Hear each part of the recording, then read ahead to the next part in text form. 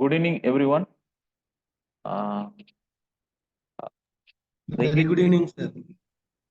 AICT Atal FTP online mode day 4. Today, the first session speaker, Dr. Tirukumaran sir. So I welcome Dr. Tirukumaran sir, and now I request Sudarshan sir to introduce the session speakers.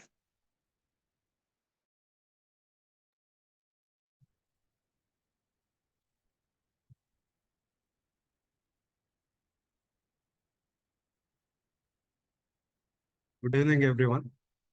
Greetings of the day. I'm Dr. Sudarshan TA. It gives the immense pleasure to introduce the esteemed speaker of the day, Dr. R. Tirukumaran sir.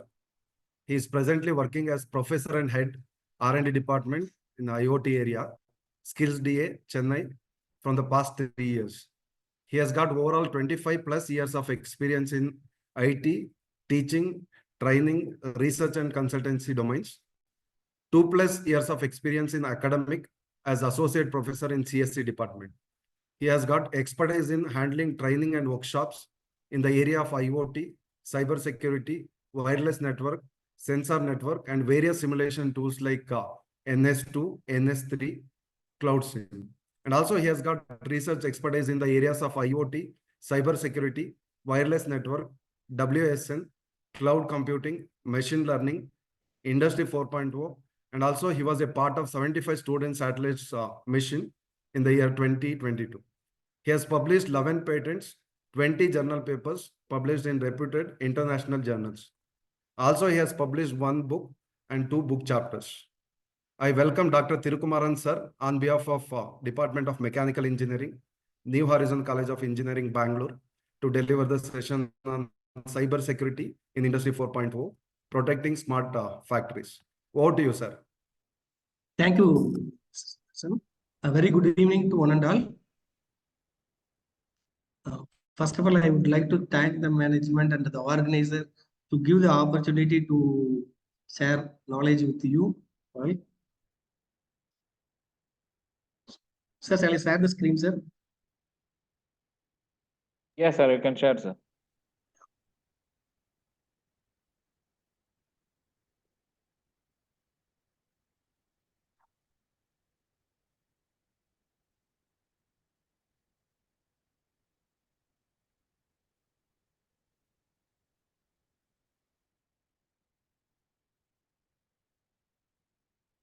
Sir, can you able to see my PPT, sir? Yes, sir, visible, sir. Actually, today our topic is cybersecurity in Industry 4.0, how we are going to protect the smart factories. So all of you know that. So this FTP covers the Industry 4.0 in a various aspects in the Industry 4.0. So today we are going to discuss about what about the cybersecurity and how we are going to secure the smart factory in the environment. So first we start the agenda with how the industrial evaluation. Just I'll give a quick introduction about the industrial evaluation and Industry 4.0. Then we will move on how the industrial IoT helps in the Industry 4.0. So what exactly the smart factory and their technology components, and what are the security challenges we are facing in the Industry 4.0, and we'll discuss about the common attacks happened in the smart factory environment. Then, some sample cybersecurity incidents, what happened in the manufacturing industry. Then how to preventions, what are the strategies are available in the prevention method. Then how to do the best practice in the industrial area. So these are the things we are going to cover one by one.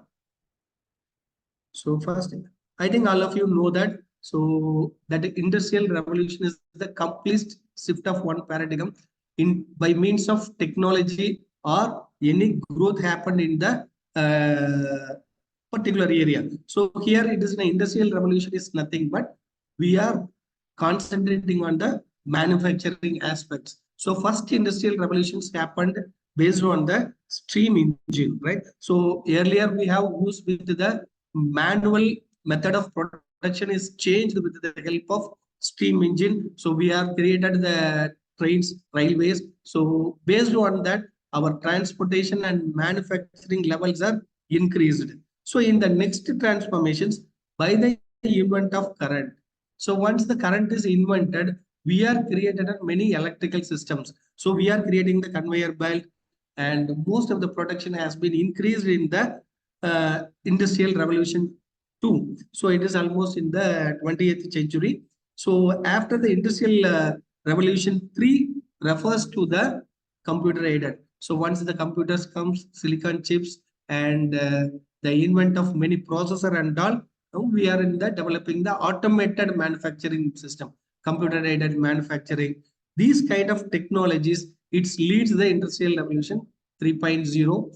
Now we are in the era of industry 4.0. So here fully focused on Internet of Things, AI, big data analytics, cyber physical system. These kind of new technologies drive the industry 4.0 to the next level.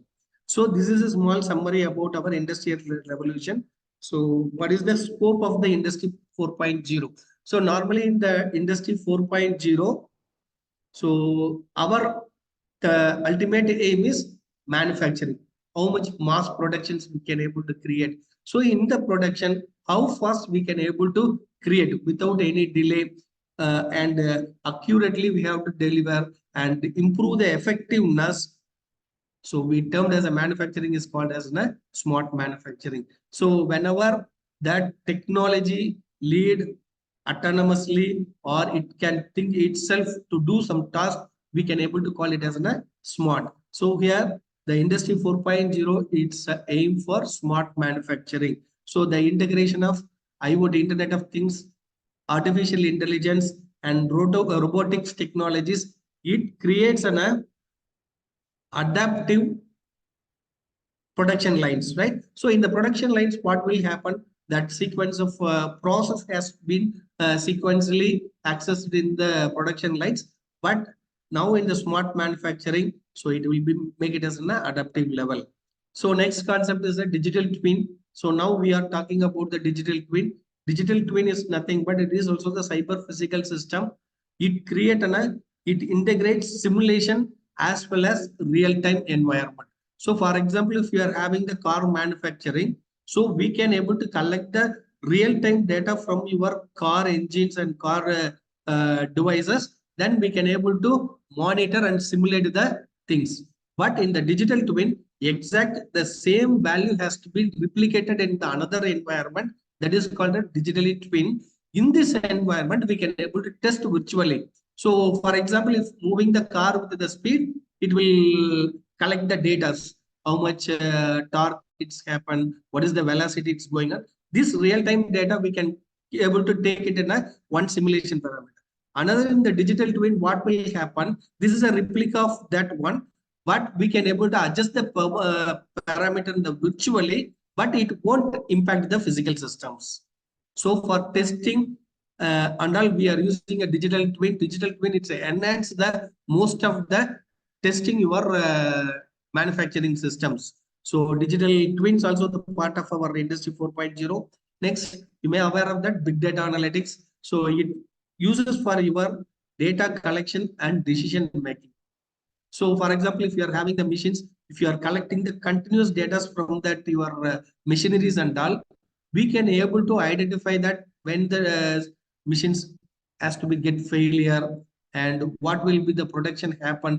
Likewise, we can able to take the analysis on that. Based on that, we can able to take some decisions levels. That's what big data analytics plays the major role in the industry 4.0.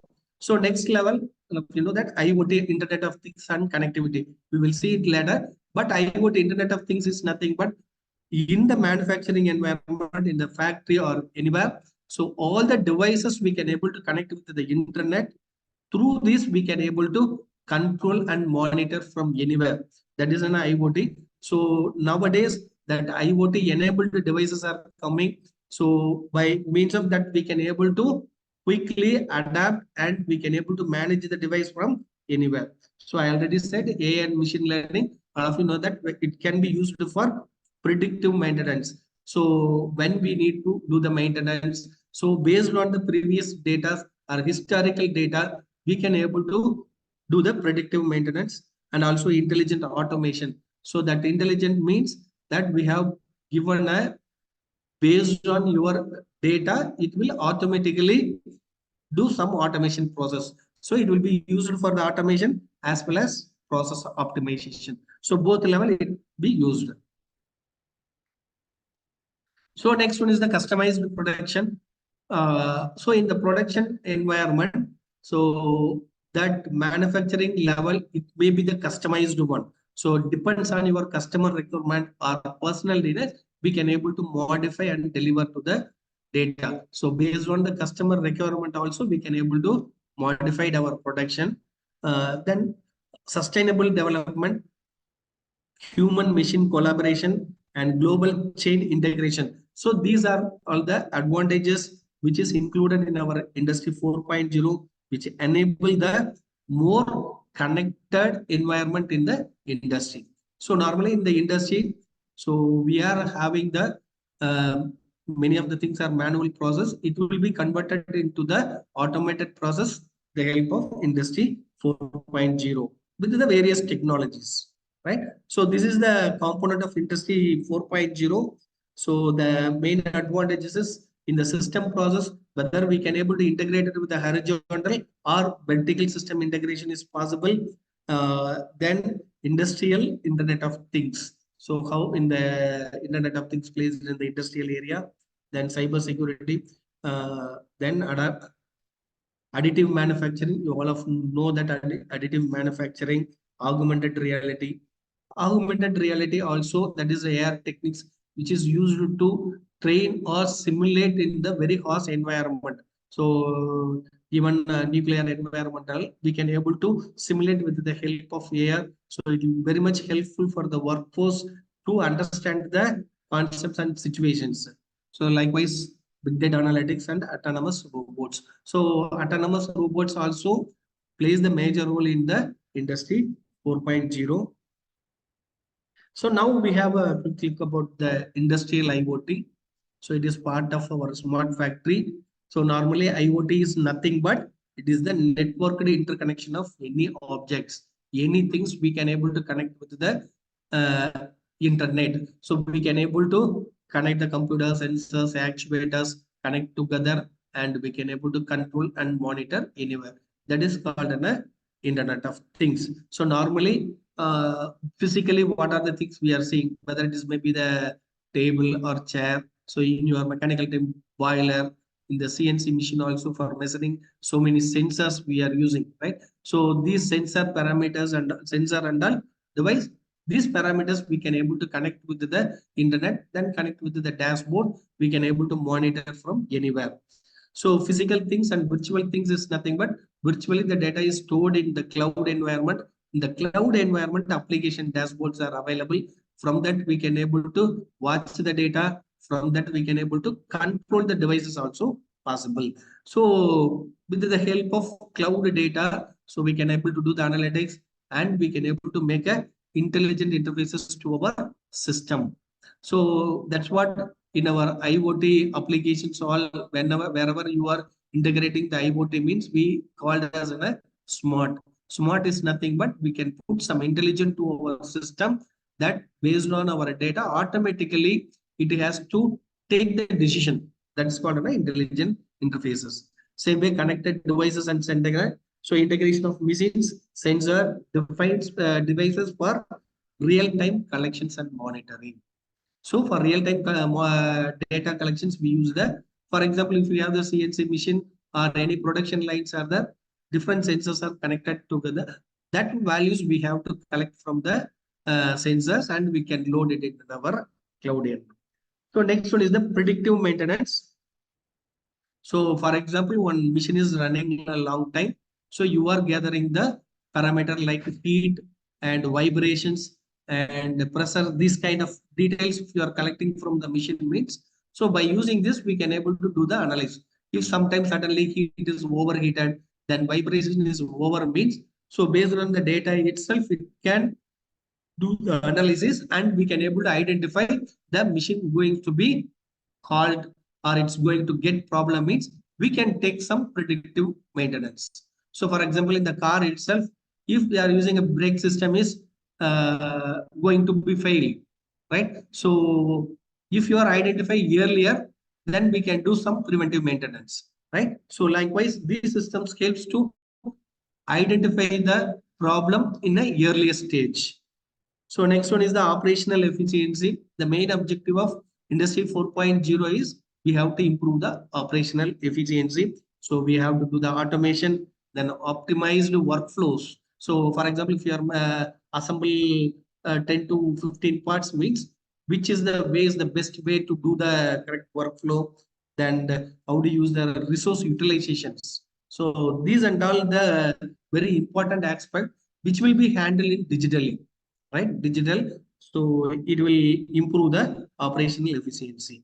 So this is a part of IoT. IoT is nothing but anytime, anywhere, any document or any services business can able to access everywhere. That is in a context of IoT. So for understanding the cyber security, you need to understand the basic components available in the IoT. So this is in a simple architecture. So normally, whether in a industrial IoT or anything, so we have a first layer called the devices. So whether it may be the sensors, actuators, so example smartwatch and car. So inside we are having the sensors and actuator kind of things are there. So sensors means collect the data. The actuator means we can able to control. So if you want to do the switch on off means that is called an actuator. If you want to run the motor, if you want to increase the motor, that is called an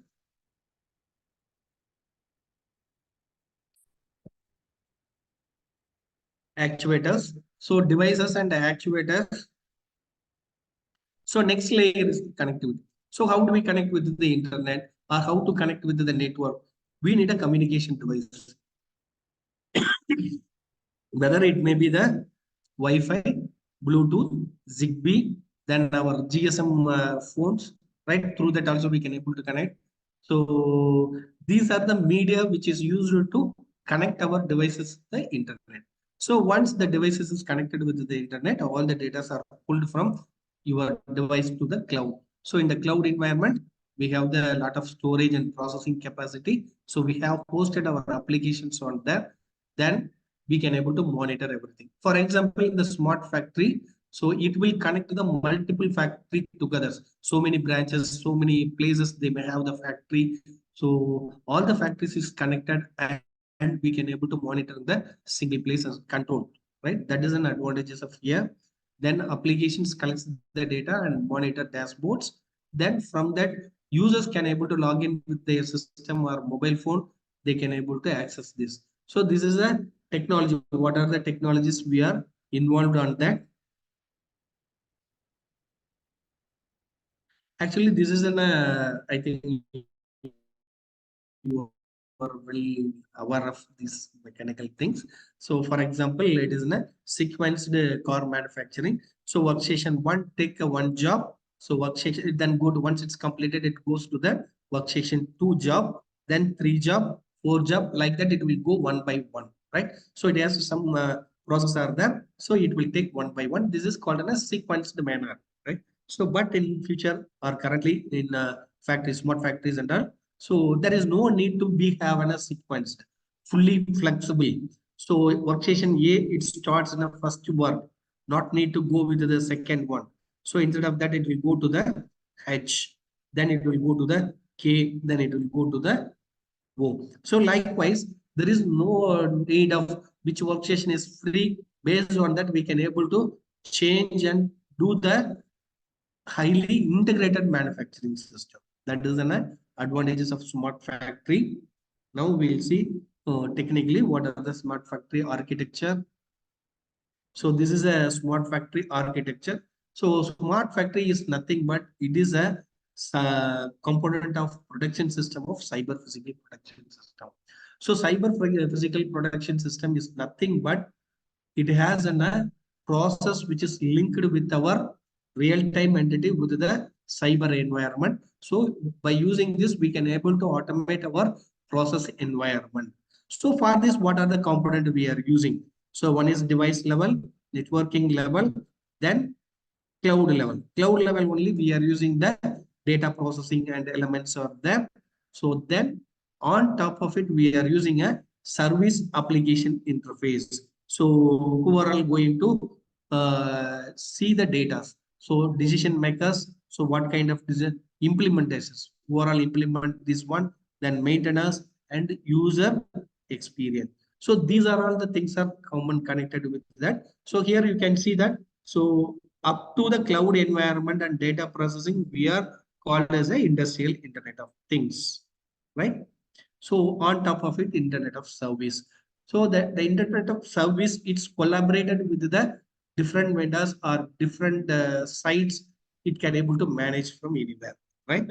So likewise here you can see the component wise, just for your understanding, in the industrial environment, actually, we have the two types of network environments are there.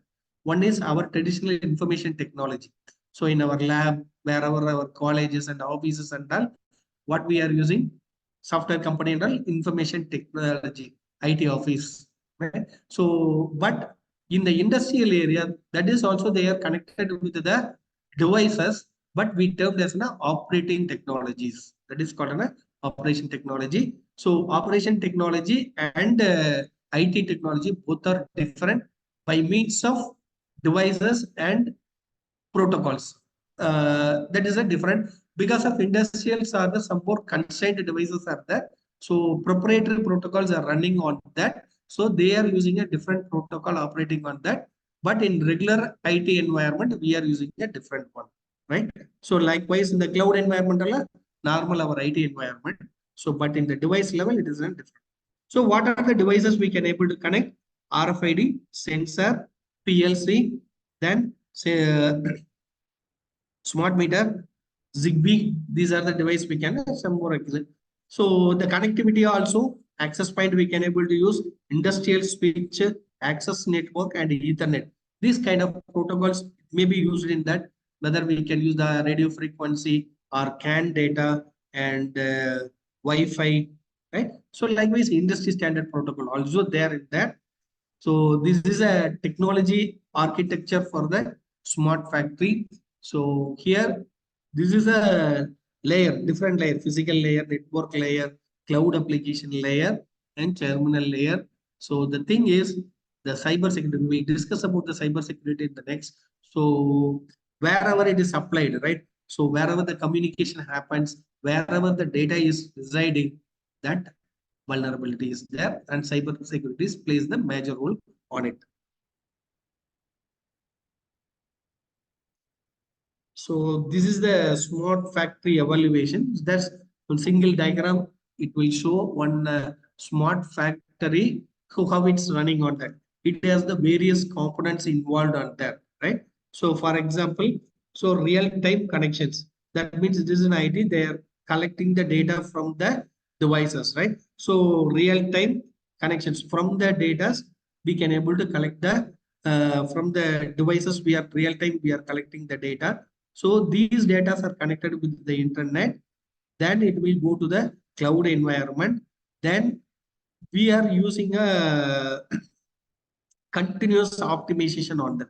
So for example, based on your user input or enhanced to oversight. So you are getting the feedback from the customer end. Based on that, we can able to get the optimization, continuous optimization we can able to do. So for example, the agile and flexible is nothing but during that production line. So we can able to change and flexibly we can able to do the manufacturing is possible. Then predictive management. So based on the collective data, we can able to analyze and we can do the predictive management sectors also. So this is in a flow of smart factory. So including that logistics, right? Logistic management, whether the stocks are coming in, everything nowadays it's automated with the help of smart factory. So when raw materials comes inside the factory, from that beginning, so all those things are automated and monitored. Each process is monitored So depends on the requirement, it has been optimized also. So just I'll give one thing, real-time connections. So real-time connection is nothing but, so we are collecting the real-time data from the devices, systems and process. Next to the connected system like IoT devices, sensors.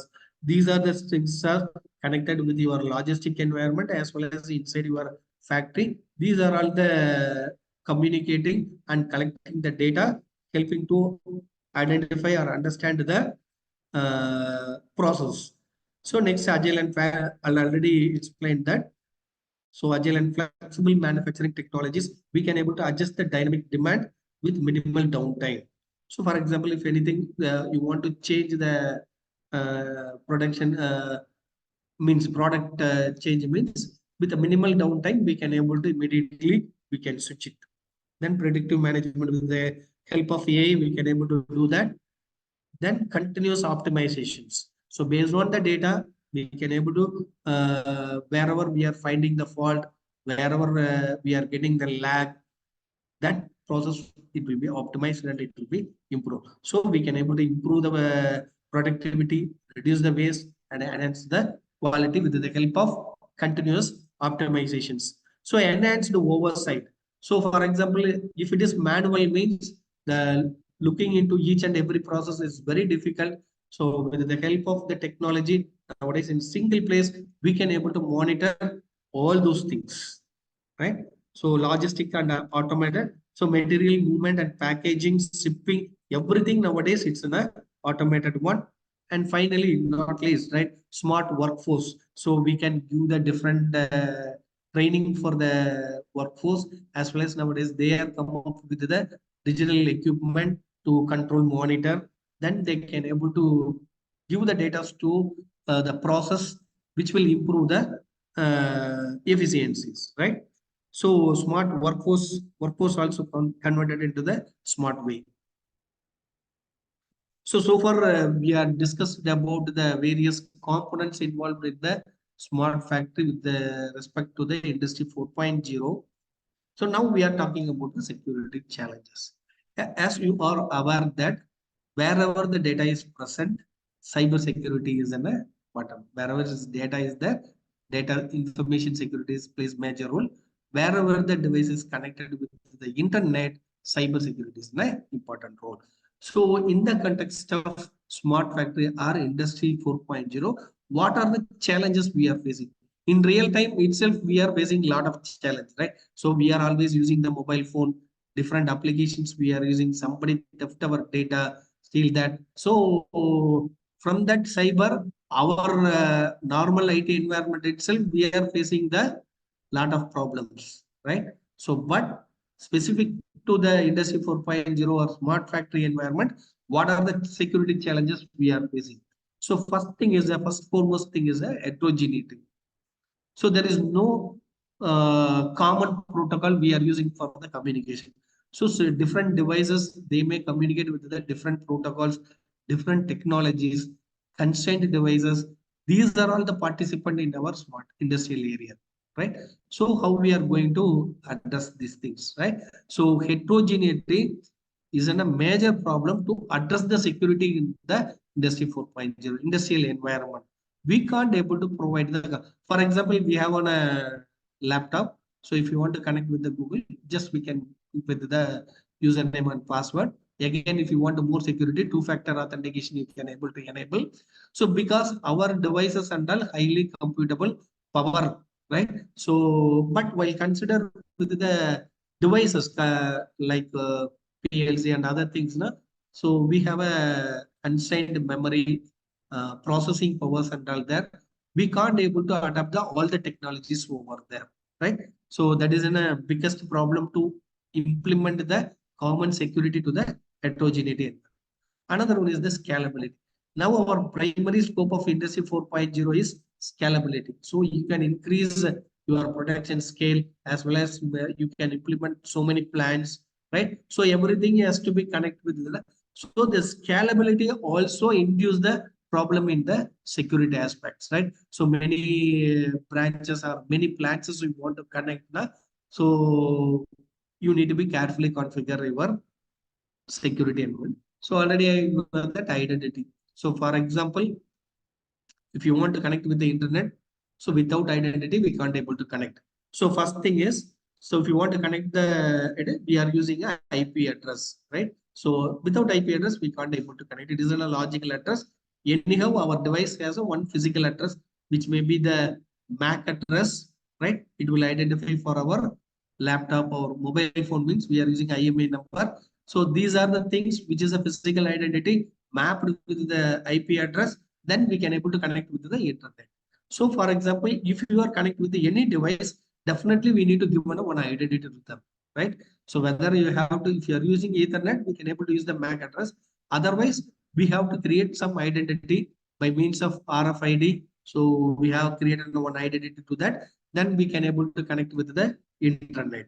So that identity. So for example, huge number of devices. So already we are lagging of identity in the IP address. So we are moving from IP version 4 to IP version 6. So it's at 128-bit. So we can able to accommodate millions of devices. But anyhow, so providing identity for the communication itself, it's a challenging one. So next 3 point is the pillars of cyber security. So if you are implementing any security, so we need to ensure that confidentiality. For example, you are sending one information from your device to cloud environment or your server, definitely the data should be the confidential one, right? So how do we ensure the confidentiality? By means of applying different encryption technologies. So if you are sending the encrypted data, that attackers may fail to decrypt the data, right? So that is a confidentiality is very must in the environment. We need to ensure the confidentiality. So next one is the integrity. So integrity is nothing but what is the whether the correct data is received by the receiver. We are sending one data, but in between any interpretations or changes in the bit, we called as a loss of integrity. Data will be changed without modification, without disruption of data. It has to be received by the end. So, for example, in the smart factory, many of the things are some critical environment, right? So we called as a critical infrastructure. So in this area and all, if any data change during the transmission, it will impact the many areas, right? Maybe there's some device may get fault. Sometimes it induces the fire accidents also it may happen. Likewise, right? So next one is the availability. So whenever we request the data, it should be there, right? We need to be get. So for example, if you are try to access any website, right? So your network is not available. This web server is not the web page not found. These are called unavailable. So we can't say like that, no. So we need to ensure whenever the data are in the network or which is the cloud, we should ensure the availability. So these confidentiality, integrity, availability, these are the things are affected by the attackers or malicious users, right? So somebody then attack in between that you are given a request, they can hijack your session and they can still, but we can't able to receive the data, right? So by means of attackers, it will these parameters are impact. So next one is the privacy. So we have a separate privacy act also. So each and every person as well as every industry, they are having their own privacy data are there. So that should be maintained in the privacy. So for example, employer informations, some production documents, right? Design documents and all, we need to be keep it in a very safe manner. So the privacy is also the important thing. Then on the authentication. So authentication is nothing but so that particular resources has to be accessed by the proper authorized users. So we need to give the process access control to the particular. So they are without authentication, we don't want to allow anybody. So authentications for the devices as well as the users is a very challenge in the environment. Last one is the network resources. As all of you know that it makes switches, routers, and industrial control machines. So these are all the network resources by having in the industrial area, we have the different kind of devices are available. In the IT, it is in a different one. So this will lead a lot of challenges. Implementing is a security challenges. So now we will see some examples of attacks and exploits.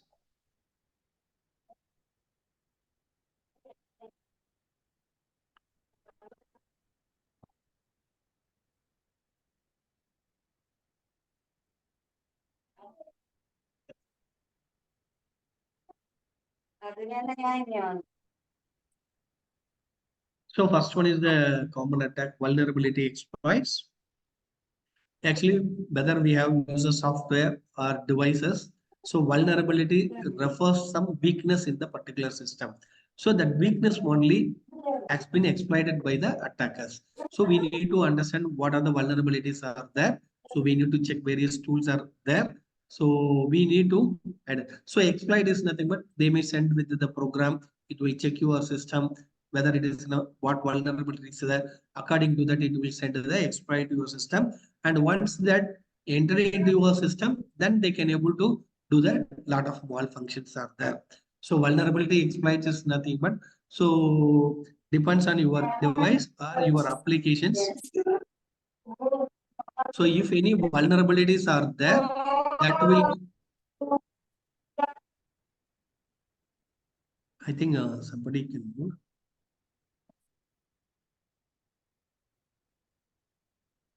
So, Sir, please mute them. participants, please don't use the annotations. And also one mute participants. Please mute. Right.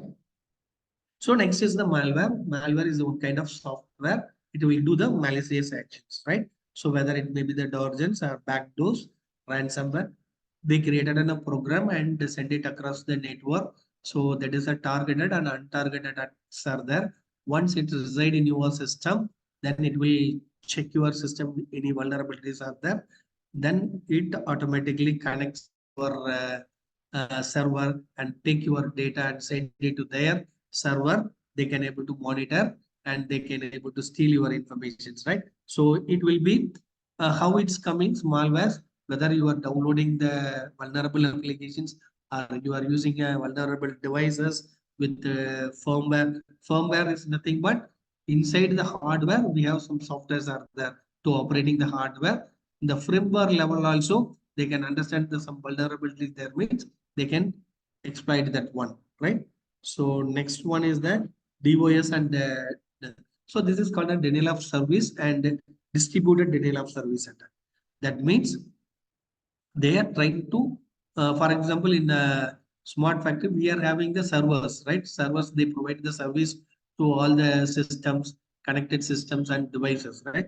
So unwanted, unauthorized users send the malicious request in the flooding manner and they have to interrupt the server to provide the service to the normal users. That is called a denial of service.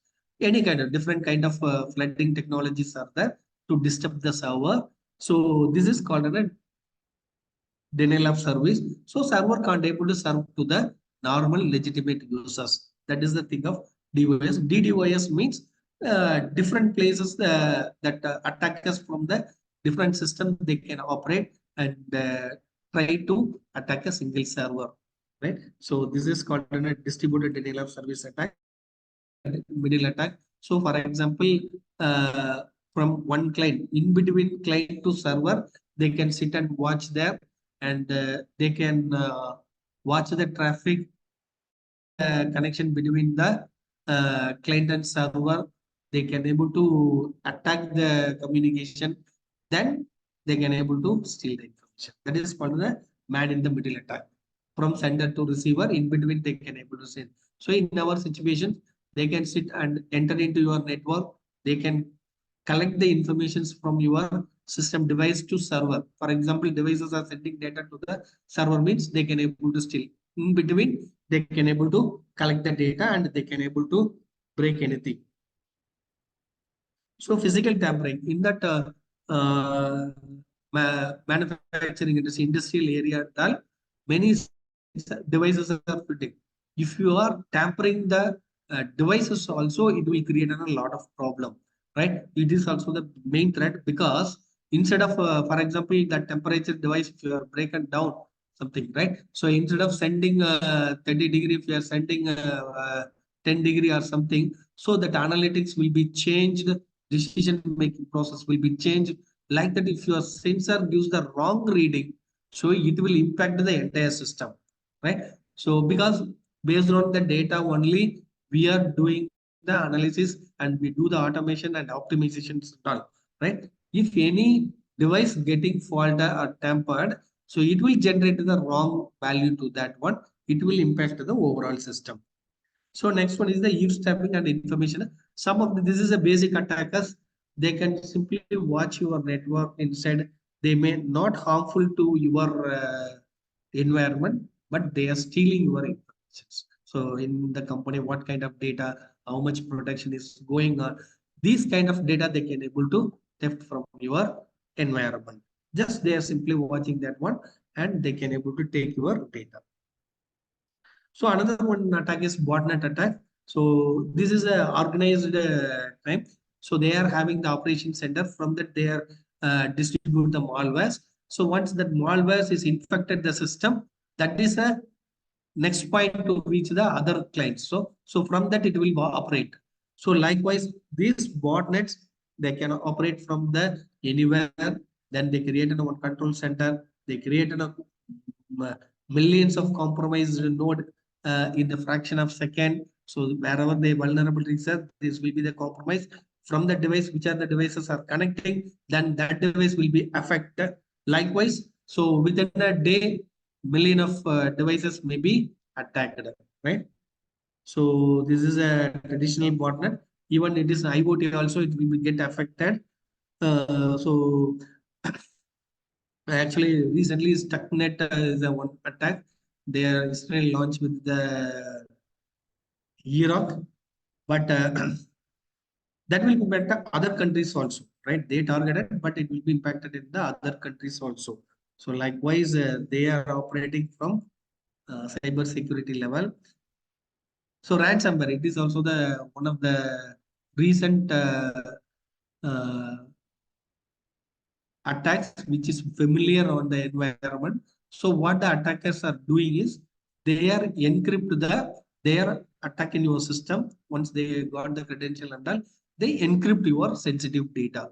So without the data, you can't able to take any decision if you want.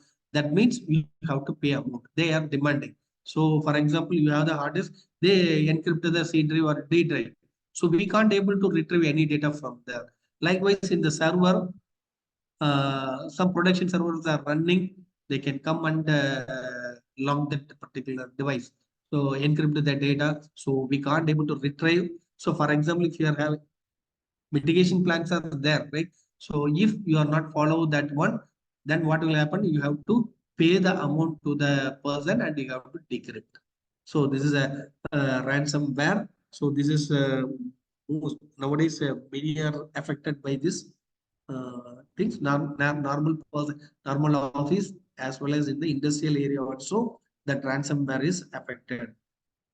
So now we will see the some common vulnerabilities available in the network. So in the industry 4.0, so what are the basic vulnerabilities are available, right? So first one is the data breaches and unauthorized access. So the thing is, we are connecting with the device, and so it is in a device only, no? So somebody can do some based on the vulnerability, unauthorized access, right? They can access your device and steal your informations. So next one is the ransomware and malware attacks. So how it will be happened? So they take the critical factory data, they can do the encrypt. So once they are encrypted, we can't able to do that one, right? So that is called a cyber ransomware. Even malware attack also the same. The network security gaps. So the thing is, we are having the different hardware switch routers, and we have running the different applications are there. But if you are not secured that one, So it will lead a vulnerability, right? So weak network segmentation. Actually, we will see the prevention strategies. Actually, that operation technology, which are the industrial connected devices, must be segmented, or we have to separate it with our traditional IT network.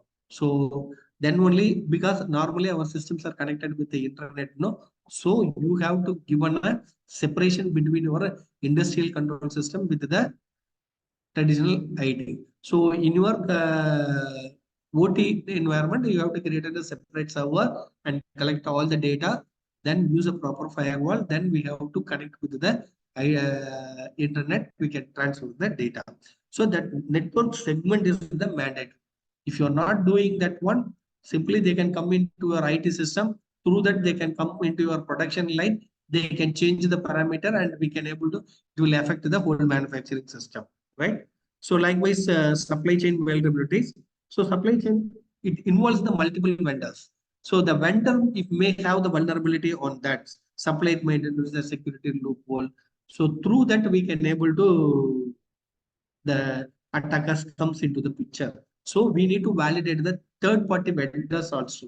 So before going to connect with them, so we need to ensure that what security measures they are having.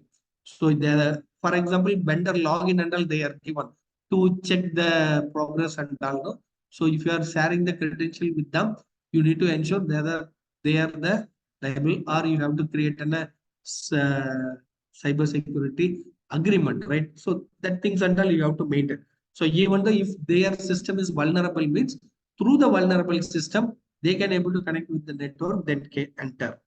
So another important threat is the human error, right? So so we are, the humans are there, right? So insider threat is the very important in that one. So if they are stealing, or if they are sending the information to the outside, there's a lot of risks are there.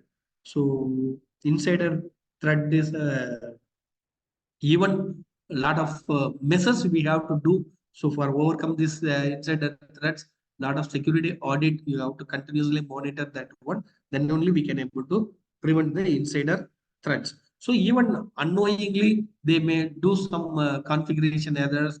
It will lead to the vulnerabilities. So legacy system is already I told that. So we are using the machineries, different old machineries, and all we are using. They are using a legacy hardwares and protocols are there. So this outdated infrastructures lack of security measures, right? So these are all created. So what we need to, we can't able to change it, but we can able to protect from our environment like that, right? So next one is the IoT device vulnerabilities. Already told that device, it has a firmware. So it has the connectivity with the Wi-Fi or Zigbee or Bluetooth means. So we have to check the vulnerability. If it is insecurely or poorly configured means it is also vulnerable. So next is the lack of real-time monitoring. So in the company and all, the factory or anywhere, we have to create a setup and we have to implement the real-time monitoring tool, right? So monitoring tool for intrusion detection system, prevention system, like that you have to do the monitoring and we have to analyze. So otherwise, if you're not having this monitoring system, it is also one of the vulnerable in our environment.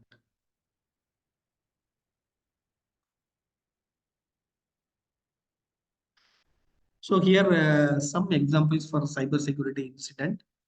So cyber attacks on Indian manufacturing firm. So one manufacturing firm. So what happened? No, cyber attack. They can find out some systems which is our outdated systems. That is another firmware outdated system, old system. They can enter into the use the vulnerabilities and enter into the system, then halt the total productions, right? So this will last. Actually, if we have stopped the production means what will happen? We have got the financial loss, right? So revenue loss and recovery costs, everything will be happening to that. So same way, another one is the phishing attack. Phishing attack is the came up with the compromised supplier system. It's not our system. It is in a compromised supplier system. So from that they can able to attack their manufacturing company and they have collected some sensitive data. So they are unauthorizedly enter into our network and they can collect the sensitive data. So what happen is, so they steal the design document. So that is an intellectual property data. So it goes with the, so for example, your design is a unique.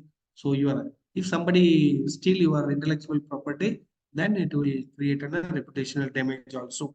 So it will create a financial loss as well as reputational loss. So we have to keep our intellectual property in a secured way. So next one is the Indian smart factory. So the thing is, it is a ransomware attack. So they have encrypted the data. So they have sent the malwares. Then they have accepted the uh, system and they did the encryption on that. So they are getting the financial loss on that. Attacker demanded the ransom for data decryptions. So what are the cases? Financial loss for the ransom payment and the operational downtime cost. So it will create a downtime for the production environment. So same another one thing is firmware outdated systems, right? So uh, if the firmware is outdated, that is also one of the vulnerability. So we will discuss about this concept in the next slide in the prevention strategy. So if it is outdated means it may be lack of some security measures. So by using this, that attackers enter into our network, they can call to the protections for several days, right? You can see that they can't able to recover it. Then it's went for several days. So many financial losses happened into that. I hope you can understand. Now we will discuss about the prevention strategies, right? So how do maintain the, because cyber security is enough, first of all, that each and every user must have the awareness on that, and we need to do some best practices on that. So how do we prevent on that? So because everybody knows that the data if you're sending over the network means definitely vulnerable, anyone have that, but we need to be aware of that and we have to do the security measures and periodically monitor also the essential one. We will see the one by one. So it is an industry 4.0. So it involves with the industrial components, many devices in atomic plant, power plant, smart grid. So many devices are there. No, so these are the critical infrastructure. So during connecting that, you must enable the network segmentations. Don't allow these components connect with the internet, right? So we have to create a separate network segmentations for the devices and the IT component, right? So next one is the secure industrial control system. So to protect the SCADA PLC system, we have to use the firewall, intrusion detection system and regular audits. So we have to use the proper firewall. So then firewall is nothing but it will protect the traffic from outside to inside. So we can write the routes, which are the traffics that can be entered in our system. Then intrusion detection system is we can able to monitor the traffic. Any anomalies are coming, it will be monitored. So different tools are available. By using this, we can able to monitor and regular audits. So you have to check it is any other malicious actions happened or entry in the user access happens. Likewise, we have to regularly audit plan we have to do. Next, regularly patching the things. This is a very much important because, for example, if you are buying the IoT device, so it has some firmwares are there. You need to be periodically update. Update is nothing but if any vulnerabilities or problem identify the company, they can release the next level of updates. So in that update, they may cover the security measures. So they may overcome the problem and they provide the solutions on the updates and patches. That's what they are recommended to update and patches regularly, right? So even our software, whatever the application software we are using, so we need to be regularly update is the mandatory. So in the update, they may provide the patches or they are providing the solution for the existing problems, right? So next one is the role-based access control. So in the company environment, who is the admin, who is the normal user. So based on their role, so whether they can able to monitor the data. Okay, we have to assign only for they are monitor. They can't able to delete. They can't able to. They cannot modify. Likewise, you have to based on the role. Only this person has to access the devices. They can able to access. Likewise, you have to give the role-based access control, and also based on that we can able to limit the number of users are accessing in our network or our devices. So it will be protect more level, right? So next one is the behavioral analytics for IoT devices. So for example, now we are using this for analytical also. So based on the input traffic, we can able to continuously monitor and analyze whether any abnormal traffic is coming or not. Any abnormal behavior identified in the traffic, then we can classify and we can do the predictive maintenance on that, right? We can able to protect the particular users from our network. So behavioral analytics for the IoT devices, it's also one kind of strategy to prevent. So physical security controls, I already told you that. So it is all device sensor and all. If anybody tamper your devices and all, also it's a critical one. So we have to use the physical security controls. So how to you have to restrict the access to the factory areas, right? Critical factory areas, you must restrict the access. Overall, going to server room means only admin, only server admin enter into the server room.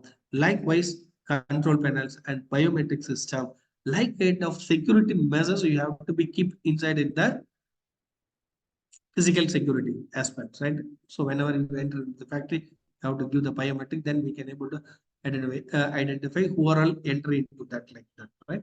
So next one is the backup and design. So in the cyber security aspects, anyone there is no 100% secured, right? So whatever the technology we are using now, but it is not 100% secured. We can't able to assure 100%. So what? How do we save our data? We need to take the backup periodically, and we have to write in a disaster recovery plan. So disaster sometime if the server fails, right? Immediately the whole unit will be compiled, right? So what we need to do at this time? So immediately if the server is not, you have to the redundant backup on the another server, or if the data is only is going on, so how to backup from that? So with the minimal downtime, how to improve that recover from after attacks? These kind of plans and all we have to make. So next one is the secure supply chain. Already told that in the supply chain management, it involves with the third party management.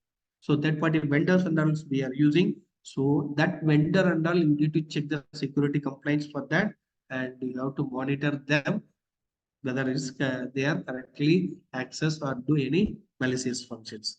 So another one is the endpoint security. Normally in traditional network also, we are using endpoint security to collect the data from each and every end device, whether it is maybe the mobile, laptop, and assets, right? So that and all we can able to collect the data and we can able to monitor that.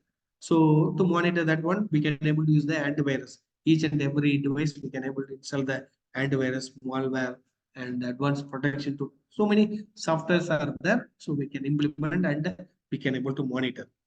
So it is an analysis of behavior of each and every endpoint device. So we can able to collect and put it into the dashboard is also single point we can able to collect. Next one is the real-time threat detection and response. So this is nothing but, so we have to create an our incidents. Tools are available. So the thing is, we need to manage the events, right? So if any events happen, any breaches happen, how we are going to manage? That is called a real-time threat detection and response.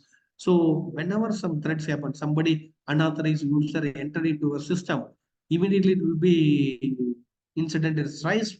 So what action we have to do? So immediately we have to do and protect this quickly, right? So this is called a real-time threat detection and response.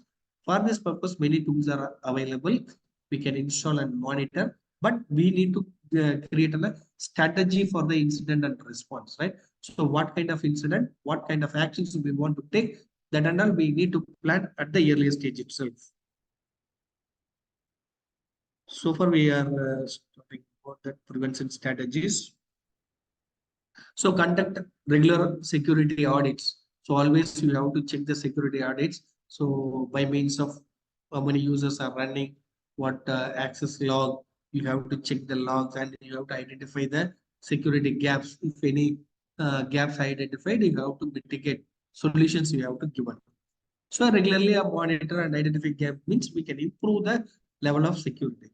So implement zero trust architecture. Zero trust architecture is nothing but don't believe anything, right? So no one is honest, right? Like that only we have don't trust anything. You have to do the proper security measures for each and every device in the communication level. That is the zero trust architecture. So based on the trust and all, we can't able to give the access to anyone.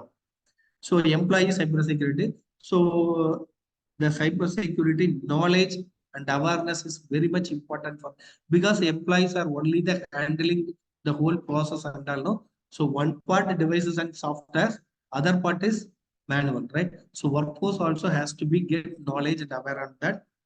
Then redundant communication system. So if any communication is failure, we have to. If any data is deleted or corrupted, immediately you have to do the redundant operations, right? So during the cyber incident, how we are going to recover from that? That is called, we have to do the redundant communication system. Then life cycle management.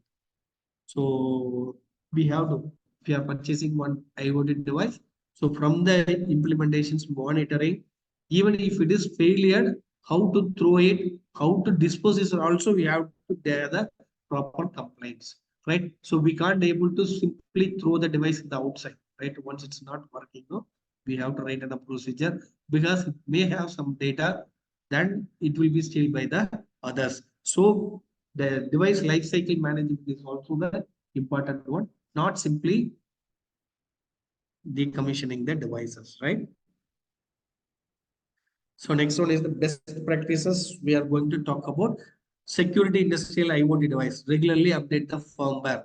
So wherever the devices are, we have created a chart. So in that we have to mention the update plans. So firmware update plan, patch, and also if any default credentials on the devices, definitely you have to change the default credentials. So because default credentials is known by everyone, so if you are using the default currency, definitely it will be hackable. So another one is the enable device encryption. If your device has the feature for encryption feature, because we are not aware of that, what are the features are available.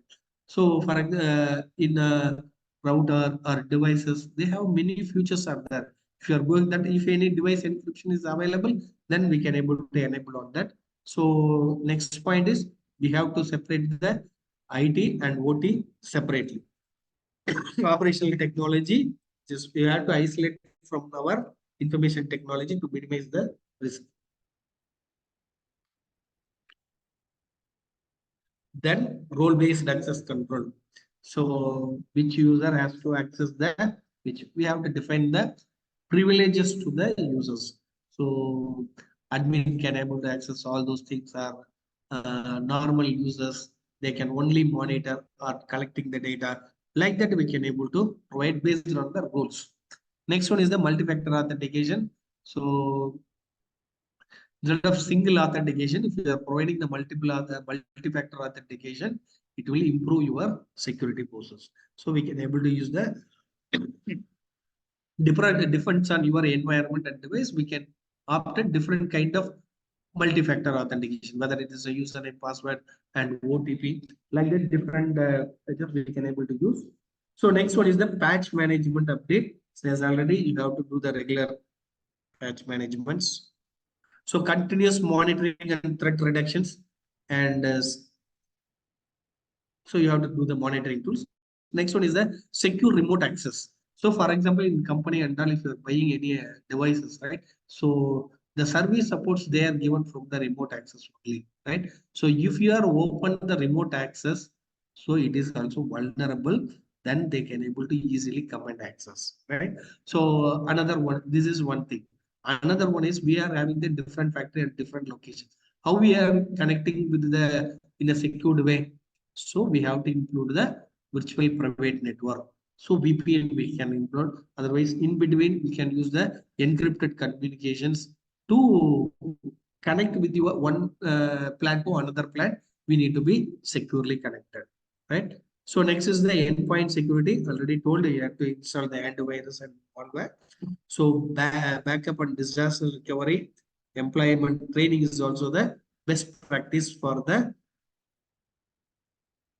securing your environment. So now we are in the conclusion part. So we already discussed about the cyber security aspects. So we are going to.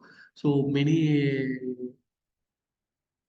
people nowadays they are studying or awareing of hacking technologies, the curiosity in the domain. So many people are coming into the domain for testing purpose or they are doing right. So protecting ourselves is a very important nowadays, right? So safeguarding smart factories is critical to ensure seamless operations and data integrity. This is the objective of our importance of cyber security in the smart factory environment. So the thing is seamless operation and data integrity. Both should be ensured in that smart factory, that is data integrity. So next one is the focus on securing IoT device networks and legal system, legacy systems and all. We need to be secure. So second, third, real-time monitoring, network monitoring, zero trust framework. This will help you to prevent or identify the attackers in the networks. So partner with vendors, train employees, and involve cybersecurity experts. So simply the company itself can't able to create. So we have to collaborate with the different partners and different vendors, and we have to train the employees and up to the knowledge level. Then we have to create a robust defense, right? So in the company itself, factory itself, we have created a security policy in which we can able to protect the environment. So regular audits, patch management subsets are essential for evolving. Threat always comes, right? So we need to protect ourselves in the environment. So we should aware on what are the type of threats available and what are the vulnerabilities are there. This kind of knowledge is very essential to overcome these problems. So next. Now, I think cover all those things. Now this time for your questions. Any doubts you can ask.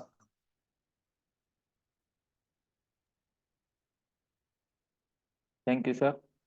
Participant can enable your video and you can directly interact with Dr. Tirukumaran sir related to this topic.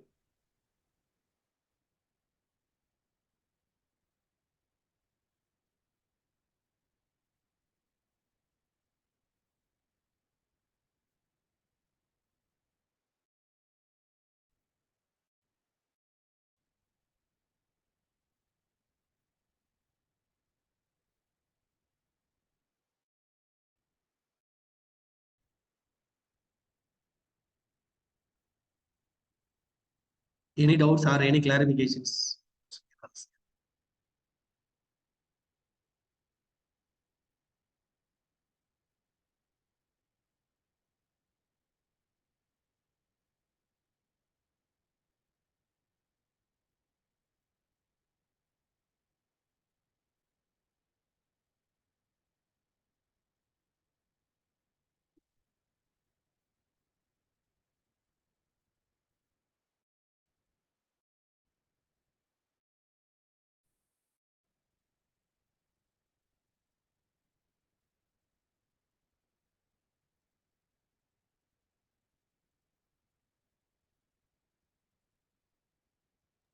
Sunil sir, can you give your valuable feedback about this session?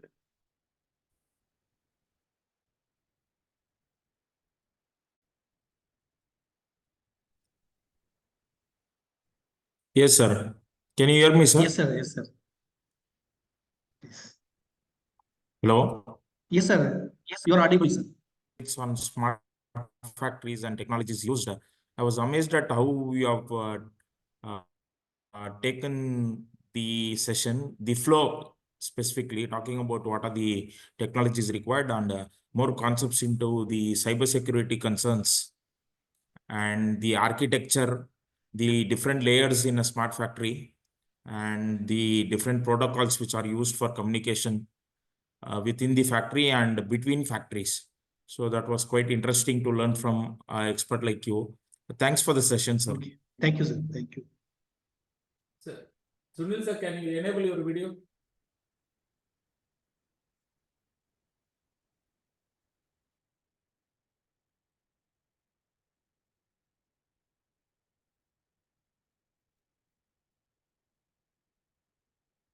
Any feedback from other participants?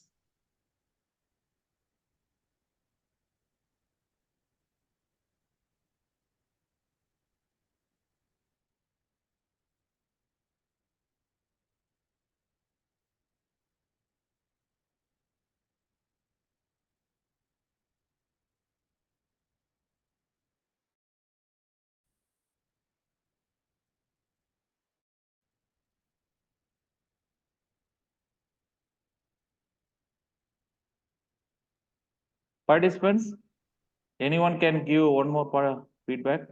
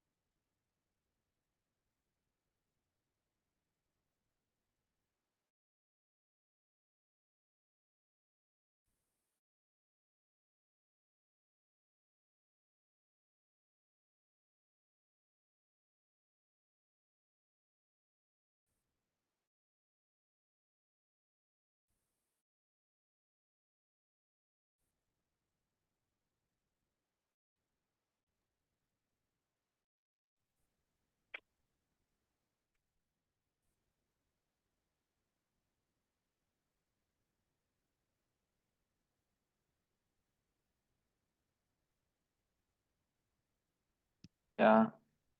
Thank you, sir. Uh, Thank you, sir, for your very informative and wonderful session. Good evening, everyone. On behalf of New Horizon Management, Principal Sir, Dean, Directors, HOD, and faculties, I thank the session speaker, Dr. Tirukumaran Sir, for taking his time on transferring the knowledge on the topic. It's a great learning for all of us. Thank you, sir. Thank you all the participants for joining this session. I also thank ACT Atal for giving us the opportunity for conducting the program. I am hereby posting the feedback and quiz link for the session 1. Kindly request all of you to fill the link. This link will be active for 10 minutes. Thank you all. The second session will be start after 10 minutes.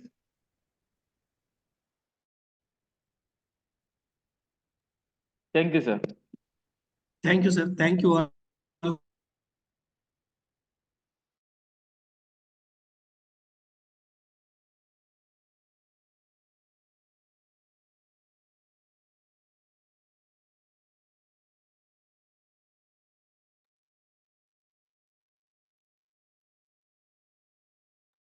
Thank you, sir.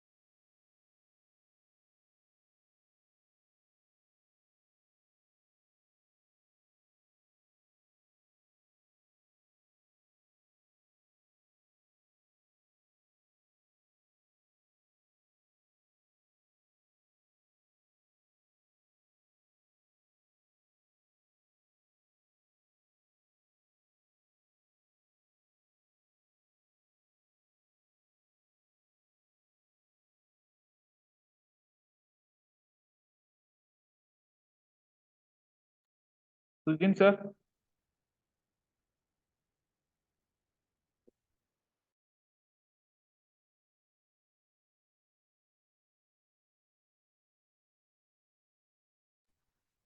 Yes, sir.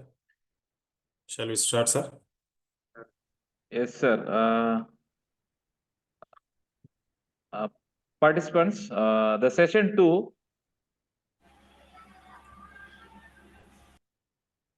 will be given by Dr. MVA Raju, sir. Welcome you, sir. I request Sujin Jose, sir, to introduce our session speaker. Yes, sir.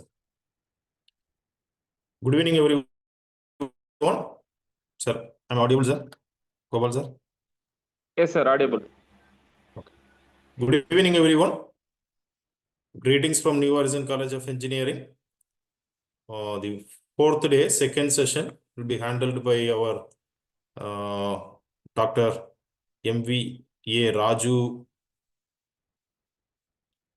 It gives me immense pleasure to introduce the esteemed speaker of the day, Dr. MVA Raju. Dr. MVA Raju, currently working as an assistant professor in the Department of Mechanical Engineering at National Institute of Technology, Puducherry, India. Dr. Raju has completed his master's degree in machine design at Andhra University College of Engineering and joined at HCL Technologies, Bangalore. He worked on several aircraft programs like C-27J, Honda Jet, Bell 206, 407 helicopters. Dr. Raju completed his PhD from the National Institute of Technology, Rourkela, and received Best Thesis Award.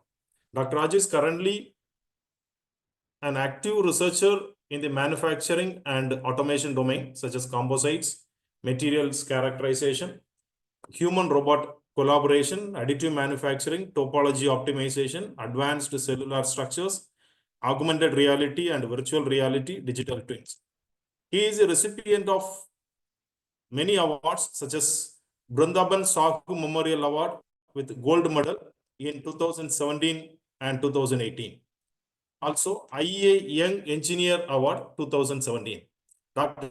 Raju has been conferred with Top Reviewers Award by Publons in 2018-2019. He is a recipient of IJPM Contribution of Award by Korea Society of Precision Engineering. Best Performing Faculty of NIT Puducherry 2021. He has also been listed in the world's top 2% of scientists released by Stanford University and Elsevier in 2023, successively in 2024. He has more than 14 years of total academic, industrial, and R&D experience. Also, he has received multiple research grants from various government funding agencies such as Art Park IASE, SERB, DBT, and DST. Currently, he is running 3 projects from DST, NCSTC, DBT, completed 2 sponsored projects also. He is also a member of AICT book writing and reviewing. He has contributed in the Indian adoption of industrial robotics book. He is also currently acting as associate editor for the journal Proceedings of the Institution of Mechanical Engineers, Part C, Journal of Mechanical Engineering Science. Raju has published close to 110 articles in reputed national and international journals, also well cited. His H-index is 32 as per Google Scholar with more than 3,000 citations. We are happy to have such a wonderful researcher in this session. Sir, welcome you, sir.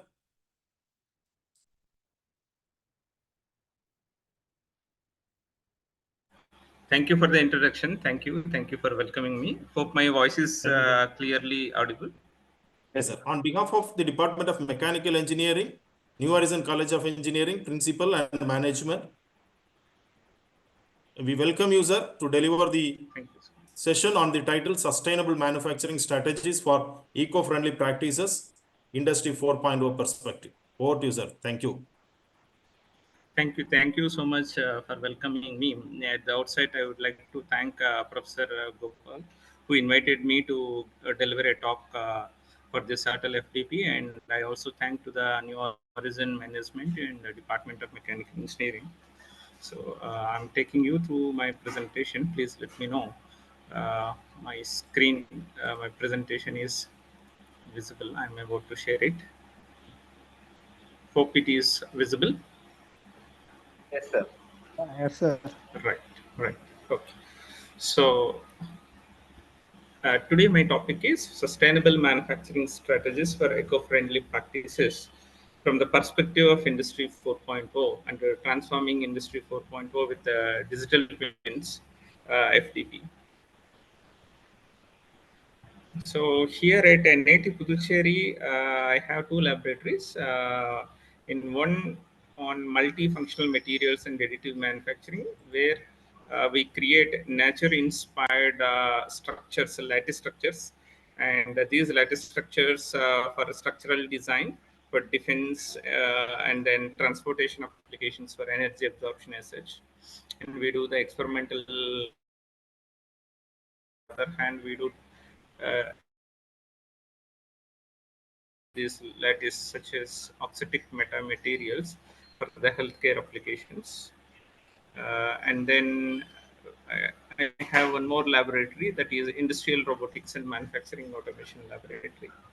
So in this, we work on Industry 4.0 perspective and Industry 5.0 perspective on various manufacturing automation strategies for assembly, disassembly, layout planning, human robot collaboration, digital twin creation for assembly systems.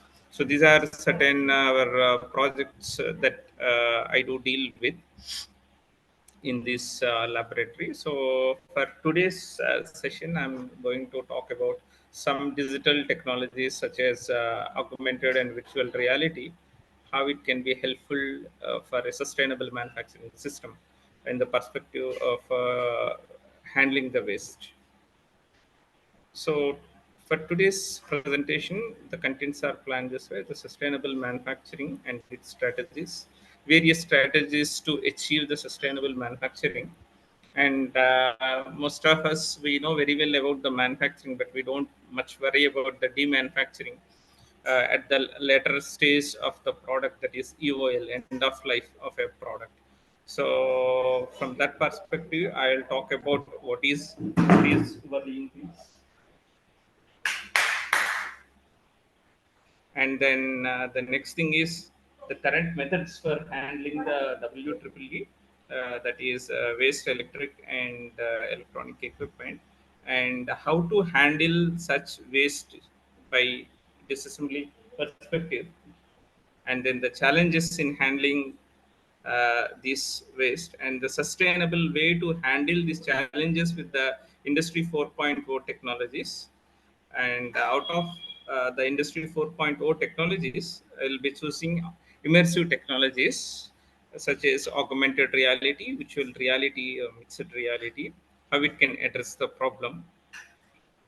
And also I give a short description about constructing a augmented reality assisted disassembly framework, and what are the key benefits that you get it by using this Industry 4.0 technology for such a sustainable demanufacturing, that we will see with that end note that I will conclude. So the basic definition of sustainable manufacturing that most of us are very well aware, that is to optimize the process to reap the benefits in terms of economic and then societal. So that's what the sustainable manufacturing aim. So to achieve the sustainable manufacturing aim, there are several strategies that do exist, starting from the circular economy integration by using DFX principles. So that is designed for X. It can start, the X can be replaced with any of the entity, like design for manufacturing, design for assembly, design for disassembly, design for reuse, recycle, refurbishment. You can replace this X with many things. But when you replace this X with this reuse, refurbishment, recycle, and sustainability, that is more related to this circular economy, which we can integrate at the early phases of design of any product. The second thing is the energy efficiency, where instead of use of renewable energies. So how best you can optimize the non-renewable, how best you can use the non-renewable energy sources in a better way, or using a renewable energy in an efficient way. So that is the energy perspective. In the material perspective, using the biodegradable materials such as, these days the natural fibers are extensively coming up for the packing, majorly for the food packing and commodities packing and all. So using the sustainable materials. And then the lean manufacturing strategies. Lean manufacturing, there are the lean manufacturing strategies do exist in different phases of the manufacturing, from reducing the material wastage, and then optimizing the energy efficiency, like the minimum quantity lubrication. So all these certain examples of lean manufacturing strategies. And the fifth one is eco-friendly logistics. So in the logistic, the main concern is the transportation of material from one point to the other point. That is the material handling or material transfer. So which we can optimize in a bigger layouts, like you can see these Amazon or Flipkart, the warehouse, in the warehouse management or warehouse optimization, majorly for the transportation. The sixth one is digital technologies. My today's topic is more about how a digital technology can assure or ensure the sustainability. There exist a lot of digital technologies. I specifically focus on AR, augmented reality, into this session. And the seventh one is product life cycle assessment. These days, majority of the CAD softwares, those are equipped with this LCA software, so that you can able to do this PLC at early stage of design itself, and then design for environmental strategies. So evaluating the environmental impact of a product during its uses and also end of the use. So once the product it completes its life, also what is the impact of it. And then the water management, this is one very big very wide aspect, using the recycled water, or to minimize the consumption of water in the manufacturing industries. Okay, so as I said, I'm going to today deal with the digital technologies. So before getting into the digital technologies, I would like to state one thing. So if you look at any product, when you buy a product, generally they will give two dates. One is the guarantee date, or these days most of the times you don't get a guarantee; they say warranty. So, or else if you buy any major equipment, they'll say that AMC, like annual maintenance charges, and that also they'll assure for 3 to 5 years, not beyond that. The reason is each product, when there is a date of birth, there is a date of death. So for any product, also it is so true. So a product has a certain life. So that safe life is nothing but the warranty period that you get when you buy a product. But once you use the product in a efficient manner or in any manner, after certain period of usage, that will be turned out into the waste. So that's where we come up, we speak it, the life of the product is completed. So the end of the life. So when a product reaches to the end of life, then we call it as a waste. There are different types of waste that do exist. Generally, the waste that formed in three ways. First thing is, if an item is damaged and further it cannot be used for the function what it intended to do. So these damaged products, we consider it as a waste. And the second thing is the outdated product. Even though if you don't use, assume that you have a computer of say some 10-15 years back computer, on which assume that you did not use it at all, but now though it is a new one, it is fabricated several years back, based on that particular technology, you can't use it now. For example, you take the mobile phones which were fabricated at the very early stage, maybe say 1G or 2G. Right now we are using 4G, where you can't use that one because the technology is outdated. No more you can use the product. So such outdated products also we have to consider it as a waste. And the third one is very common thing, that is, once if you use the product to its full of life, at the end of the life it will be turned out into a waste. So the waste can form in any of the form. So if you look at the waste statistics, it is much worrying, and especially when you deal with the electric and electronic equipment waste. So these days the waste is very high. This is the statistics as on 2022. If you see that the India is the third largest e-waste production country with 3.2 million megatons. So that is the huge amount of e-waste, and we are standing at the third position. So this is the worrying statistics next to the, I think, Japan and then US. So if you see the growth of this waste, that is also rapidly growing, which is another worrying factor for the India, the country like India. So this waste is produced at different levels. It is not just restricted to one place.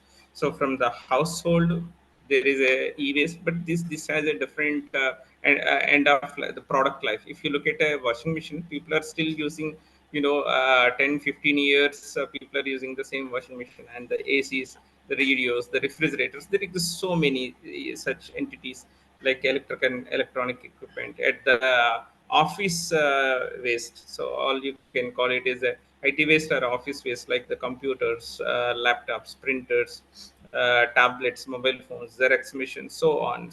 And then the medical waste, this term has this uh, worried too much during the COVID pandemic stage, because there are a lot of equipment people are using for self diagnosis and then self medication.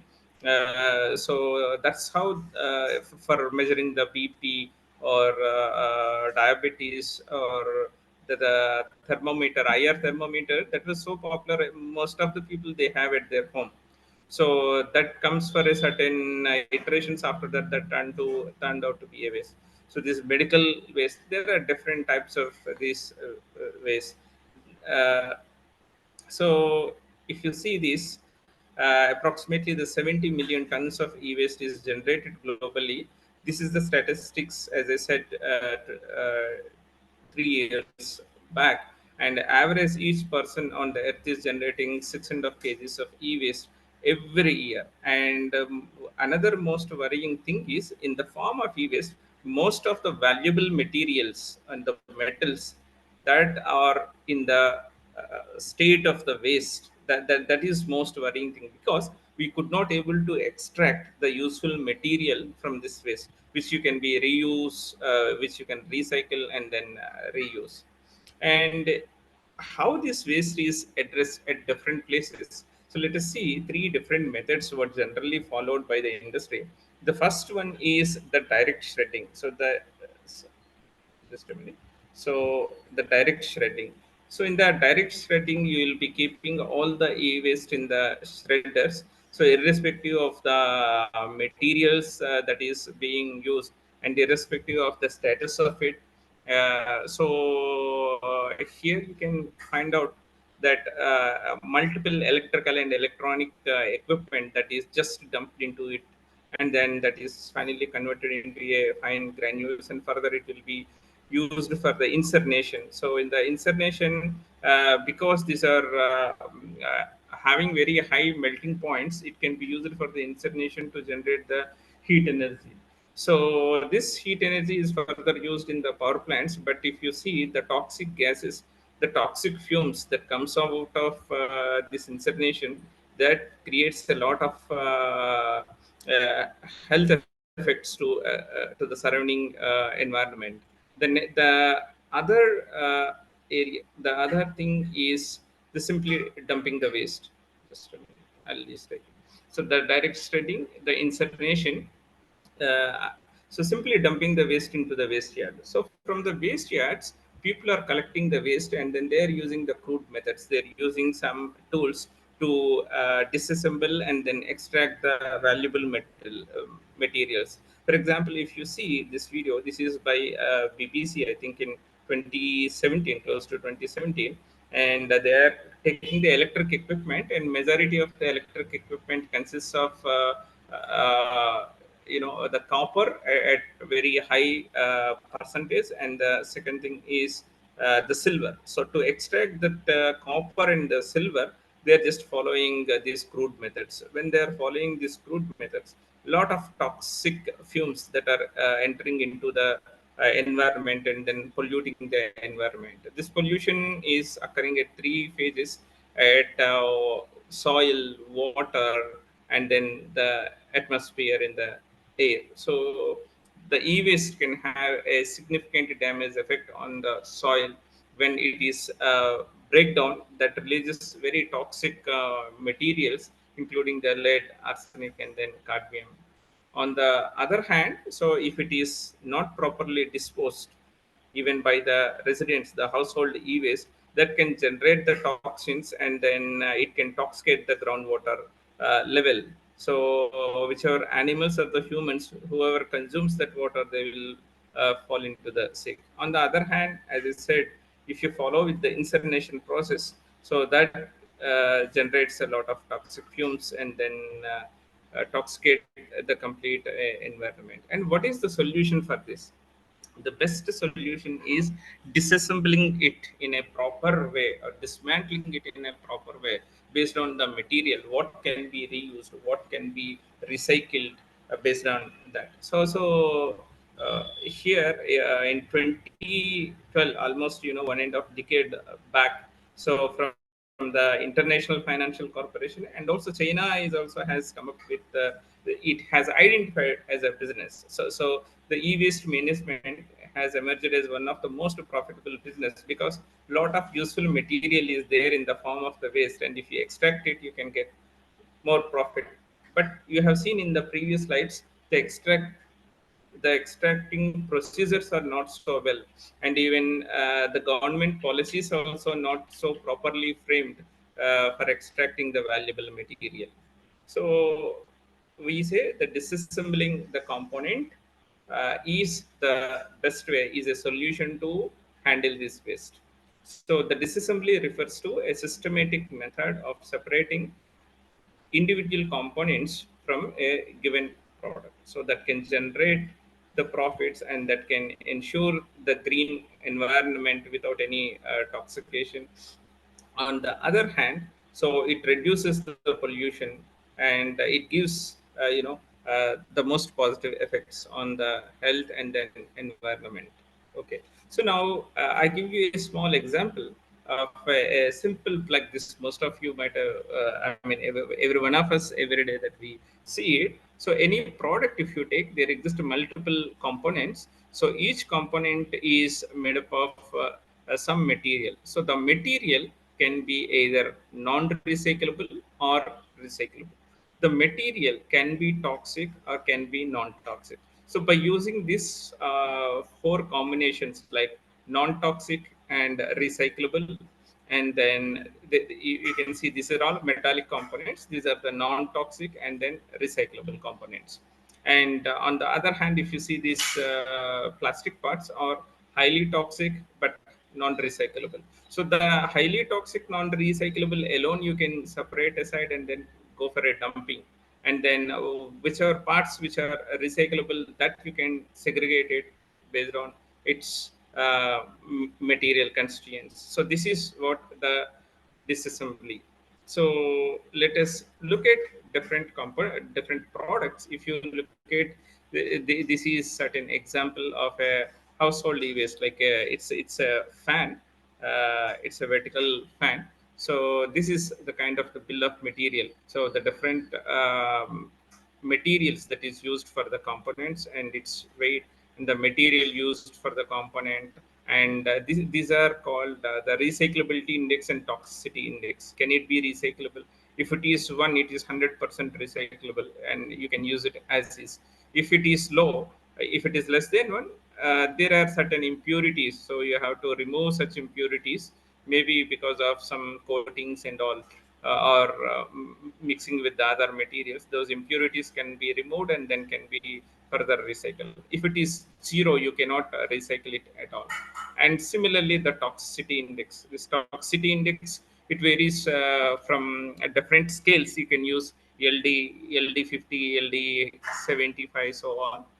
So this is a toxicity scales. So when you are doing the disassembly operation or dismantling it, if you inhale the fumes, whether it will be very much harmful to the human or not, that's what the toxicity index. So based on that, you can keep in some category. So 1, 2, 3, 4, some category. So according to the category of the material, you can plan for disassembling, to what extent you can disassemble it, so that you can get the maximum benefit, the profit you can get it. At the same time, you will reduce the impact on the environment, right? So that is the challenging thing in disassembly operations. This is another example of a IR thermometer. So so far so good, that disassembly is one of the key solution to handle the waste. But how to do this disassembly? Unlike the assembly process, in the assembly process there are long assembly chains. We go with the batch production or the mass production, and the assembly workers are very well trained to do a specific operations, and they have the assembly jigs and fixtures and the additional tools, robots. These are all used for the assembly operations. And at the stage of assembly, the component is fit without any damage. So assembly, you can do it efficiently and very effectively with the low cost. But when it comes to the disassembly, it is not like assembly, because some products, those are in damaged condition, it is very difficult to handle. The first challenge is the complex product design. So because of these, the advancements in the manufacturing, people are going for a very complex designs. So the labor or the disassembly person may not have enough experience to handle the disassembly. So that requires a specialized tools, a specialized knowledge, and then to maintain such a skilled people, the increased labor and then operational cost. So these are certain problems in handling the disassembly. On the other hand, identify certain components and then the materials used for that components, that is another big challenging. The fourth one is the limited access to the disassembly information. For example, if you get a problem to a bike, generally we will take to a service center. If you see the service center, they have a specific manual. So in the manual, a clear instructions are given with what tools have to be used and how to do the repair and maintenance. Means how to use the tool to disassemble a particular component, in what direction and how to assemble it. So that detailed instructions are there for the assembly operations, but not for the disassembly operations. To an extent, it is there for the repair and maintenance, but not to handle the end of life products. This is another big challenging thing. So on the other hand, environmental and safety concerns. For example, if you see an electric vehicle, the battery electric vehicle is not running because of the battery pack, and you cannot dare to open it and then see the issues with that, because there could be a leakage. A battery leakage can be there. Battery leakage is highly toxic, and if you try to address it, if you wanted to desolder or remove it, and there is a very high possibility of the toxic fumes that can 100% hazardous to the people. So the safety is the major concern when you are handling with such entries, like the batteries, chemicals, or the electronics, and sometimes it can lead to the worker injuries as well. So at all in all, the labor or intensive, and then you need to have a skilled labor, and getting that labor and the standardization, these are all different problems to do the disassembly operations. So how to address this disassembly from the industry 4.0 perspective to make it as a sustainable demanufacturing? So that is the key challenges.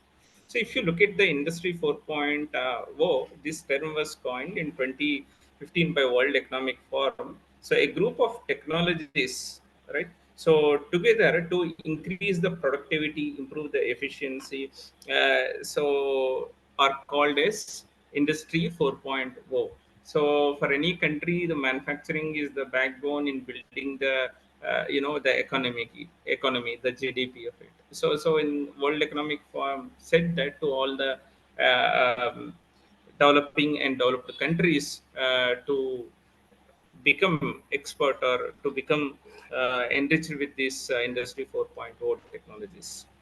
So let us look at such industry 4.0 technologies. The cyber physical system, in a nutshell, the cyber physical system consists of multiple technologies together as an integral framework, such as the Internet of Things. So when you speak from the IT perspective, we call Internet of Things, and these days even IoT is moved towards IoE, Internet of Everything. From the mechanical perspective, we call it as industrial Internet of Things. So the so new thing in the industrial Internet of Things, see, even before a few decades back, we have the sensors, we have the machines since the Industry Revolution 1.0. We have the sensors since the Industry Revolution 2 and 3.0. So, but the connectivity between those machines and sensors, so that is what is IoT, Internet of Things, and then automation and then autonomous systems. In Industry Revolution 2.0, the first robot was invented for the material handling, and later the multiple sensors are added onto it to sense the environment and to make it more effective. That's how we are moving towards a standard industrial robot to an intelligent robot, from the intelligent robot to a cobot, collaborative robot, and from the collaborative robot to autonomous robot, which can think on its own to take the decisions.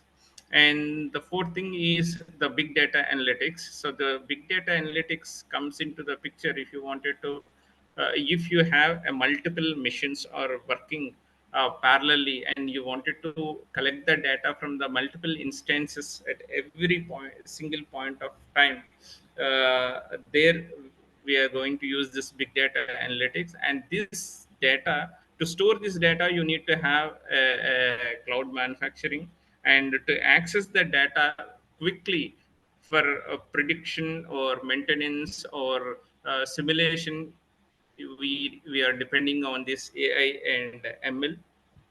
So the another technology is digital twin, and these days digital twins we are using to construct it for a part level, asset level, system level, process level, and then product life cycle level. So we are creating the digital twins. So to create a digital twin, we need to have all these technologies together as a CPS, cyber physical system for manufacturing. On the other hand, we do know that the additive manufacturing is another keyword. And here we go the immersive technologies. These immersive technologies completely immerse you in a digital environment. Right now, being a physical entities, we are in the physical environment, of course, by using the mobile phone or computer, such digital equipment. By using these digital equipment, we can able to see the digital entities, right? So this AR and VR further immerse you completely into the digital environment, or brings the digital entities into the physical environment. That is what augmented reality. In the virtual reality, the physical people like us, we are completely immersed into a virtual environment or a digital environment. That is virtual reality. And AR and VR. So I'm going to cover how this augmented reality can be helpful at the disassembly phase to make the processes more sustainable. And then the 5G networks. So 5G networks is for a better data communication between the systems, like sensors to the man, mission, and mind. So among these, and then blockchain technology is to ensure the safety. When you have such a big data is available in the cloud computing, you should also this blockchain technology is one of the major concern for the industries now to move towards the industry 4.0, the safety of their data. And when you use all these technologies together on a manufacturing, you call it as a smart manufacturing. And such factories are called smart factories. If you can use it for the smart cities, you can create a completely environment twin or a city twin. And then if you use it for electrical purpose, for optimize the power transmissions, you call it as a smart grid. So these are the technologies that got more limelight in the industry 4.0. So let us now get into the augmented reality and virtual reality, one of the industry 4.0 technology, and how it can able to address the the demanufacturing. So when you look at the augmented reality, virtual reality, as I said, there are two entities and two worlds.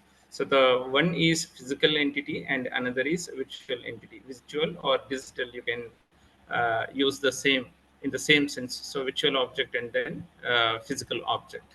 So if you look similarly, you have a physical environment and then digital environment. So let us look into what is the key differences between physical environment and digital environment. In the digital environment, you create the objects in the with the help of a software that is hosted on a hardware, like any digital platform, like the laptops or computers. So those are the hardware, and the softwares, like any of the CAD softwares, such things are required to see the existence of the digital entities, the digital environment. And you can able to interact with the digital environment with the controllers like the mouse, keyboard, or you can use it even your gestures by the touch sensors. You can able to interact with these digital entities, and you can the perception of this digital entities based basically by the visualization properties that you imply on this, like in terms of the shape, color, size, and everything that you can alter, you can control, you can apply any three-dimensional transformations such as scaling it. You can scale an entity, you can translate, you can rotate, you can skew it, you can create multiple entities in the digital environment. And since there is no environmental degradation, like there is no effect of temperature, there is no effect of humidity, there is no effect of light, so these digital entities do not degrade. But as a real as a real person, we cannot directly able to feel these things with our real senses, the five real senses. Let us look at the physical uh, realm, or the physical environment. In the real environment, all the real objects do exist in the natural world, and you can able to interact this real world with your real senses. So the five real senses, and because of the gravity and then the environmental effects, you need to use the force and then torques, the different form of the force, by the hands and the tools to manipulate these objects. You cannot simply implement the 3D transformations. You cannot scale a real object. You can, but you can translate it by applying certain force, but you can't do the replication of an object, like copy paste what you do. That is not possible in the real time. And the perception is through the direct sensory input, and you need a physical efforts and tools to manipulate the real entities in the real world. And due to the environmental conditions, the weather conditions, the moisture, temperature, light, gravity, so the real objects, they tend to the aging and then physical degradation over time. So we have seen the differences between the physical entity, physical world versus digital entity in the digital world or virtual world. Now the thing is, now can we see the digital entities in the physical world? Yes, it is possible with the augmented reality. So that is where we take the benefit of it, and that can be used for the disassembly sequence planning.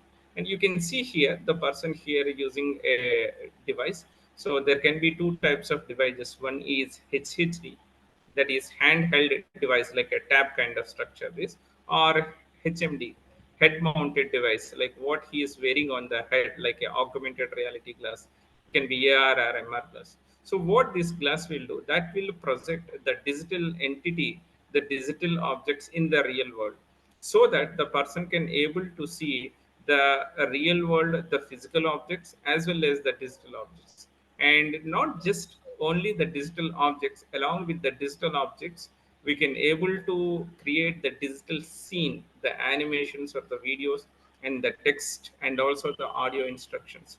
So the biggest advantage of this, the worker do not need any prior expertise or experience. Directly, he can come to the shop floor, and just by wearing the glass, and then the sensors that is associated with this glass, that sense the complete environment, and then will give the instructions or the guidance to you what to be done and how it to be done. So that is the beauty of the augmented reality assisted disassembly. So this can be used for either repair, maintenance, handling the end of life products, anything.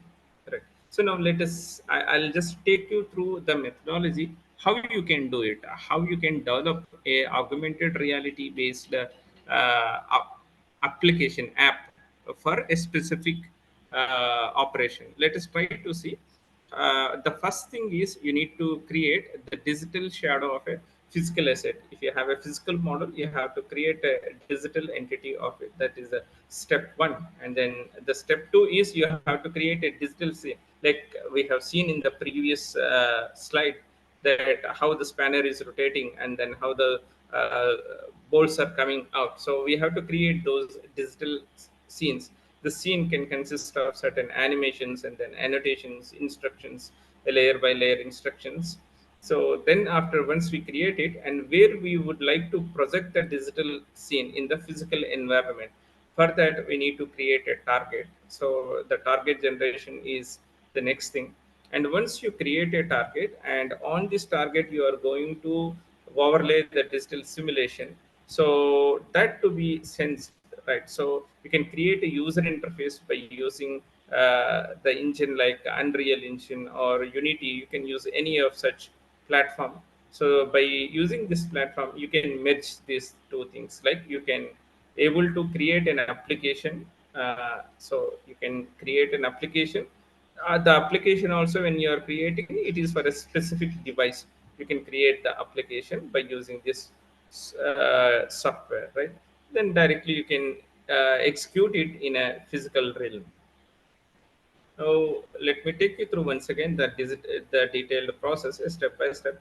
The first thing is model, create the CAD model for all the things. The complete product you have to do it. To create a product, we have three different things. That is, we have to create the parts, primary parts, and then secondary parts, and then standard parts. Standard parts are like nut, bolt, pin, screw, all those standard parts, and the secondary parts like the brackets, the primary parts, which are the major entities of any product, and the tools that is used for disassembly operations. You have enormous number of the CAD softwares. You can use any of that CAD tool to create these digital models. Okay. And once you create these digital models, and you can create the digital scenes in the same CAD software. So for assembly operation and then disassembly operation, because any product that consists of multiple parts, the multiple parts are joined together, we call it as a sub-assembly or a product. So when you are doing the disassembly also, we have to start from the outermost part, or the part with less uh, assembly interactions, assembly connections. Then we are removing it one by one till the last part is actually the base part. So assembly and disassembly are, the reversible process. In the assembly process, first we'll keep the base part, and with reference to the base part, we are going to assemble the other parts one by one. In the disassembly also, we do the same thing in a reverse way. So you can create these digital scenes, and these digital scenes can be created in the CAD software once again through using the application program interface. You can do it. So after the second step, then the third step is you have to create a marker or the target. So the target is basically a marker on which the digital scene you are going to overlay. For example, I wanted to see the disassembly of certain component, but where the digital scene has to be overlay. So it's basically a computer desk. So here we created a marker. So when you this is printed on a small A4 paper, and then it is placed it.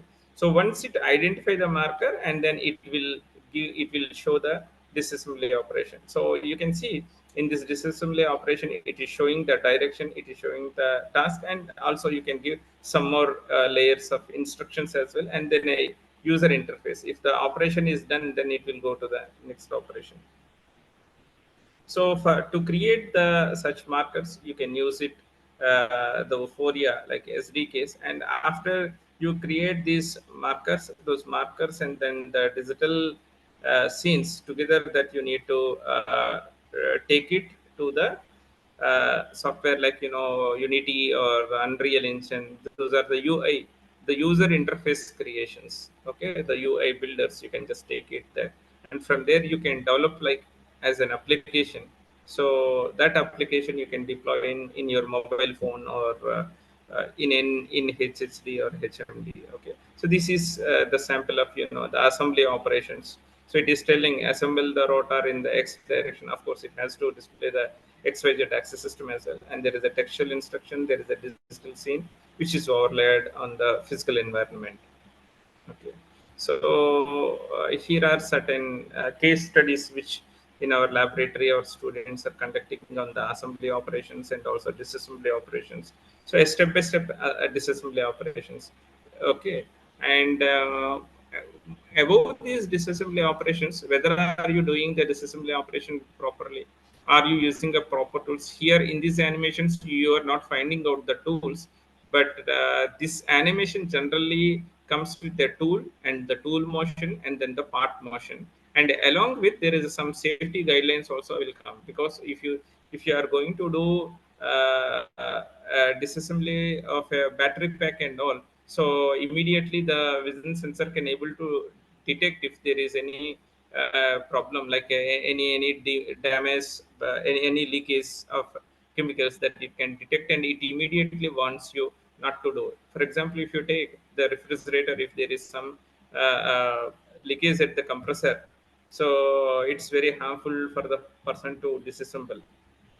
So such instructions also can be included when you are creating the digital scenes. So this is a step-by-step disassembly instructions. Those were generated at my lab scale.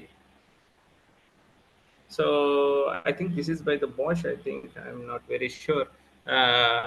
So this is for a case of a repair and maintenance case. Even uh, the person without any knowledge can able to do the operation.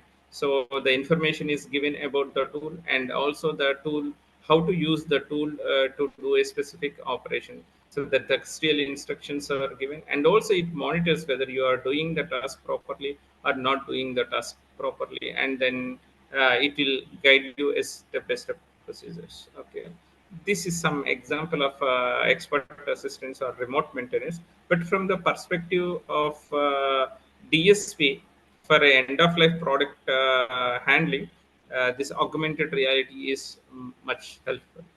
So what benefits that you get when you use this augmented reality for a disassembly planning? The first thing is the visual guidance and then the instructions. You do not need to have, before starting up, the augmented reality assisted DSP, we have seen some 6 issues, and all those 6 issues are addressed if you use these immersive technologies. So you get a detailed visual guidance with a detailed instructions, a step-by-step operations. Even a complex operations can be done so easily without any training, and then the reference manuals, so that it can minimize the errors and then speed up the process. And second thing is the component identification. You do not need to identify whether the component is there, component is not there. Generally, when the product comes in the end of life, some internal components might miss. For example, if somebody is throwing the CPU, they will see what are the internal parts are helpful, like a RAM, processor, or a hard disk, that they will remove it. The rest of the thing they will send, throw it as a waste. So if some component is there or a component is not there, and the AR will take care of it, the component identification, if any uncertainties in the products. And the third thing is the standardization, but I don't generally agree with the standardization, because when it comes as a waste, you do not get the same company, same size, same batch products. So still, it's need to be worked out. The fourth thing is the hazardous material handling, because your AR headset that is equipped with a depth camera, you can write a program to that camera to identify if there exist any such uncertainties. So the AR can assist the worker to enhance the safety by the risk of accidents and then environmental regulations. I shown you an example of expert assistance. So if the person here at one location cannot able to handle it, then the expert from the onset can able to see it through the AR device and then give the instructions how to do the disassembly operations. But this is mostly, as I said, not for the end of life product handling. This is for the repair and maintenance perspective. And then the real-time performance monitoring. So this is where we create and use the DTs, the digital twins, for the real-time performance monitoring. So we have covered I think, the aspect of how we can use augmented reality for the disassembly sequence planning so that the complete process is sustainable thing. And I think I have reached to my end of my presentation, but I'll take you through one or two slides. Like, yeah, I reached to my end of presentation, but let me take you through a few more slides where else you can use this augmented reality, because most of you are from, I think, mechanical engineering. So I'll just give you some inputs where else you can use in the manufacturing perspective. You can use it for the product design and development phase. We can use it, and we can use it for the assembly operations. We can use it for disassembly, for a repair, maintenance works, and for the layout planning. You can use it for a warehouse management.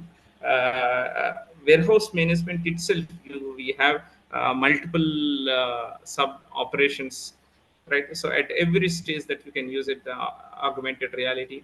And you can use it for a layout planning before arranging the layout, whether it can be manufacturing layout or assembly layout, to minimize to optimize the space and then the material handling within the layout. You can plan and then visualize using augmented reality. You can use it for the inspection, automated inspection, so that the errors are minimized. I think these days now, Gale, I think recently I have visited, not Gale, but ONGC. So they have already implemented this augmented reality assisted inspection, because they need a frequent inspection. Most of the chemical industries that they are implementing AR assisted inspection. And then the manufacturing simulation. And if an unknown person is coming and trying to handle a very costly equipment, so that is not recommended generally. So, but the AR can be very much helpful to the unknown person with a detailed instructions. So in the mission simulations, machine tending also, the AR can be used. Just quickly take you through some of the slides. The assembly case, our scholars are working out on the assembly case by using virtual instructions and then AR based assistance, and then the disassembly case. And then we have already tried for a layout planning as well. So one of our BTech students, that they have done it for a layout planning. So you can see that how the layout can be visualized in a real time, the human robot collaborative layout for a specific operation, for a specific assembly operation. This was funded by Art Park, AI Tech Park, Artificial Intelligence Tech Park at IS Bengaluru. So the idea is to come up with first a optimal assembly plan, and then a sequence of assembly operations, and then according to the assembly operations, creating a layout with multiple resources like humans and robots together.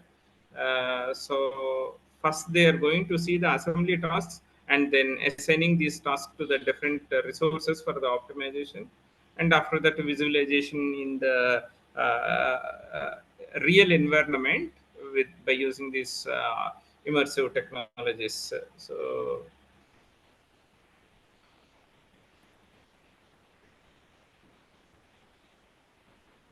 they have,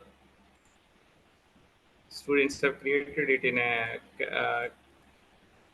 I'll just take you through. Yeah. So this comes with a real-time navigation, not just placing it, a real-time navigation with a detailed instructions about the layout planning.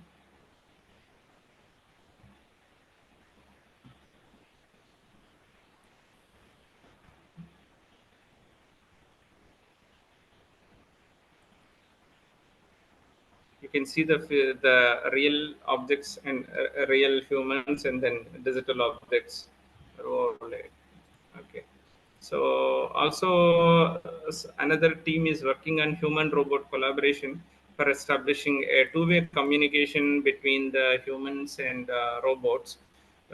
This is a warehouse automation. So that gives you the tracking from one side, and on the other side, it also the manage the inventory as well. So automated update of inventory. Then human robot collaboration, this is machine tending, and the human robot collaboration. So the industrial robots generally work with very high speed. So the people who are working inside the robotic cell, generally, if you see the robot cell is robot cell is designed in such a way that there is a fence around the robot, so that that clearly differentiate the people to enter inside, right? But these days the cobots are coming, collaborative robots are coming, but the cobots work with a very low speed and low payload capacity. But if you wanted to work in collaboration with the industrial robot, then there should be some kind of a collaboration between the human and then robot, right? So for that purpose, we can use augmented reality, and the person, if they use augmented reality glass, and the person can able to visualize how the robot is working, what is its current state, and accordingly around the robot there are three different zones: the red color, and then yellow color, and the green color zones. Green is completely safe, robot will be working with its full speed, and the yellow color is a transition zone. And if the humans are entering into this transition zone, immediately the robot will reduce its speed, and once the person entering to this red color zone, the robot immediately stops. So that is one communication from the human to the robot. On the other way, the human, when he is wearing the glass, in the glass itself, it gives the indication that you are in the transition zone. Don't go near to the robot is working. So that's how the two-way communication also can be established between the human and robot. So these are certain applications of the augmented reality for the manufacturing systems. So with this, I end my session. Now the floor is open for any queries, please. Thank you, sir. The participants can directly interact with the session speaker. If you have any queries, directly you can ask.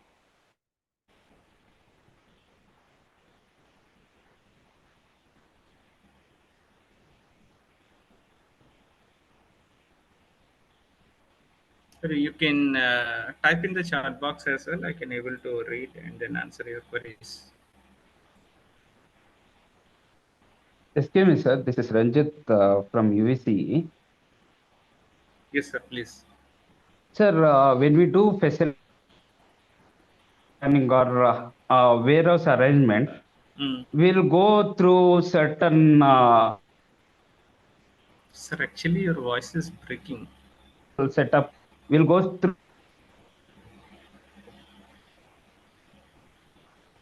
methodology in facility planning. Is AR applicable for that methodology also?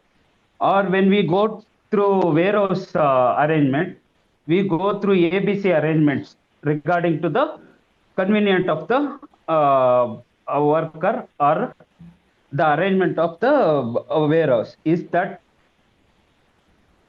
will support that also? And the third question So is, please understand, the AR is a technology that shows the digital objects in the physical environment. Okay. But how you are writing the program and developing your code, accordingly the AR will show whatever is your program, and accordingly it will show. It is not that the AR will give you a right away a solution to you. whatever methodology that you wanted to follow for a facility planning, and that methodology as a program that you have to give it as an input and get the output. That output you can visualize in through the AR. AR is a media. AR will not give any solutions to you, sir. And it is ergonomically we can arrange in AR. That's what, if you give the input, whatever input you give, and accordingly it will work out. Okay, okay, sir. Thank you, sir.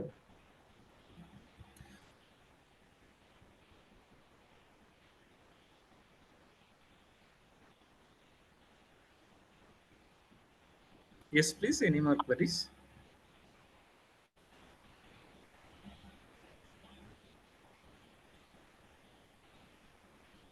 So one more doubt in the Yes, chat. please. Presently, which working design software are used in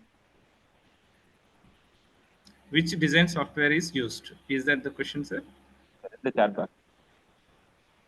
Sir, I think there is some voice breaking. Could you please repeat your question, or can you please type in the chat box? In the chat box only they were mentioned. Presently, which Just a minute, just a minute. Then let me see, sir. Chat box, 2 messages. Just a minute, sir. Sir, is my voice clearly audible to you? Is my voice is clearly audible to you, sir? yes, sir. Okay, then fine. Yeah. Presently, which working design software are used in industry? It depends on the industry. See, for the CAD modeling, majority of the people if you look at the Dassault system has a multiple design softwares like SolidWorks and then CATIA. Basically, Dassault system is an aircraft manufacturer. So most of the aircraft manufacturing industries, they are using this CATIA and then SolidWorks. So it's if you look at the HVAC, heat ventilation and air conditioning, mostly they are using the ProE. So it all depends on the tie-up between the OEMs, original equipment manufacturers, and then the software suppliers or the designers. So to my knowledge, I think SolidWorks and then CATIA is, I have worked with these two things, SolidWorks and CATIA, to an extent NX as well.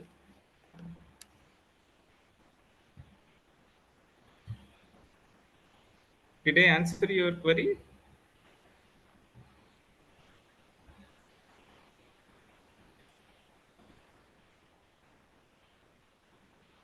They replied yes. Okay. Thank you.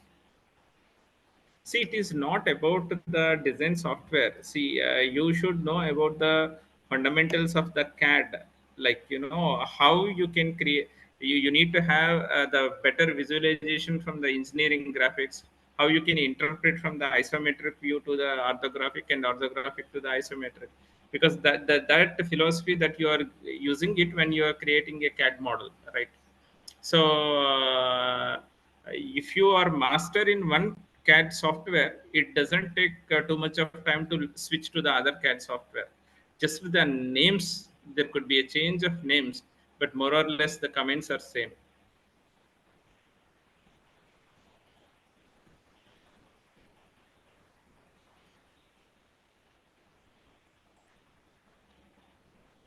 Any more questions, please?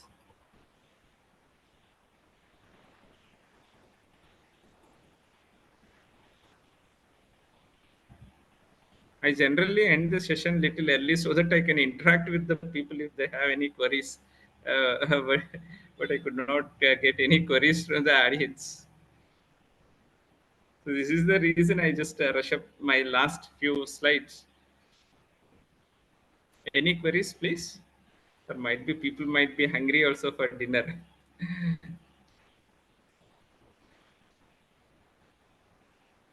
Sir, while doing facility planning, Yes, is please. augmented reality will help improvising the facility planning at least. Sir, it will show you, and when you see, I'll tell you the other way. When you are creating a facility layout in a CAD software, in any of the software like CATIA or ProE, you can only see the layout of it. But when you project it in a real time, so you can see the surroundings also, the walls, the pillars, the electrical cable wiring, and then you can see the windows, all other environmental conditions also that you can see it. For example, I'll tell this way. So if you go to if you see a sofa set in a Amazon website, you can see only a sofa. But if the sofa set is arranged in your drawing hall or a bedroom, how will it look like? So that way the augmented reality will be helpful to you. Augmented reality will not help you how to place the sofa in your room, but you can take the decision by placing it through the augmented reality.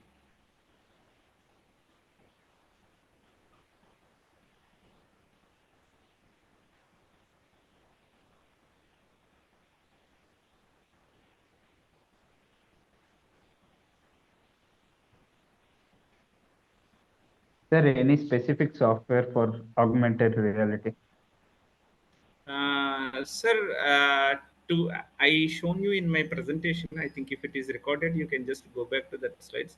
Generally, we use Blender to create the CAD models and also to create the animations, the digital scenes, the animations and then annotations. And to create it as an application, we used Unity. UNITY, Unity. It's a user interface engine, UI engine. Okay, so through the Unity you can create it. Through the Unity you can create the app, and then that can be visualized by your mobile phone or by your AR glass. I'll give you a simple example, sir. If you go to your mobile in Google, you just type tiger, so it will tell you there is an option below that, view the tiger in 3D or view it in your space. If you click that, a tiger will appear, and the tiger you can see in your real space through your mobile. You can try this at your free time, so that you will get a better understanding of it, what the augmented reality is. I repeat this procedure. You can just you can open your mobile phone in the Google. You type tiger, and in the below results there is an option called view it in 3D or view it in your space. You click on that, then it will ask you to uh, put your camera towards the floor, so that the tiger, the digital three-dimensional image of the tiger will be visualized in your real environment that you can see through your phone.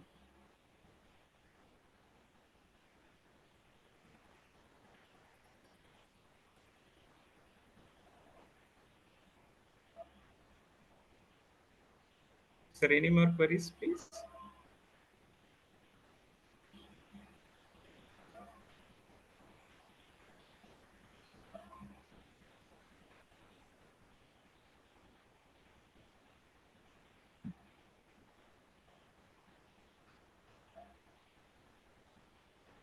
Sir, if there are no more queries, then I think we can wind up. Anyone, yes, sir. Anyone can give this the online feedback. Kindly enable your video about this session. Can anyone can give this online feedback? Sir. Session. Yes, sir. So myself, I am Anandpuri SA from Arunachala High Tech Engineering College from Department of Mechanical Engineering. This section given by MVA Raju sir was very nice.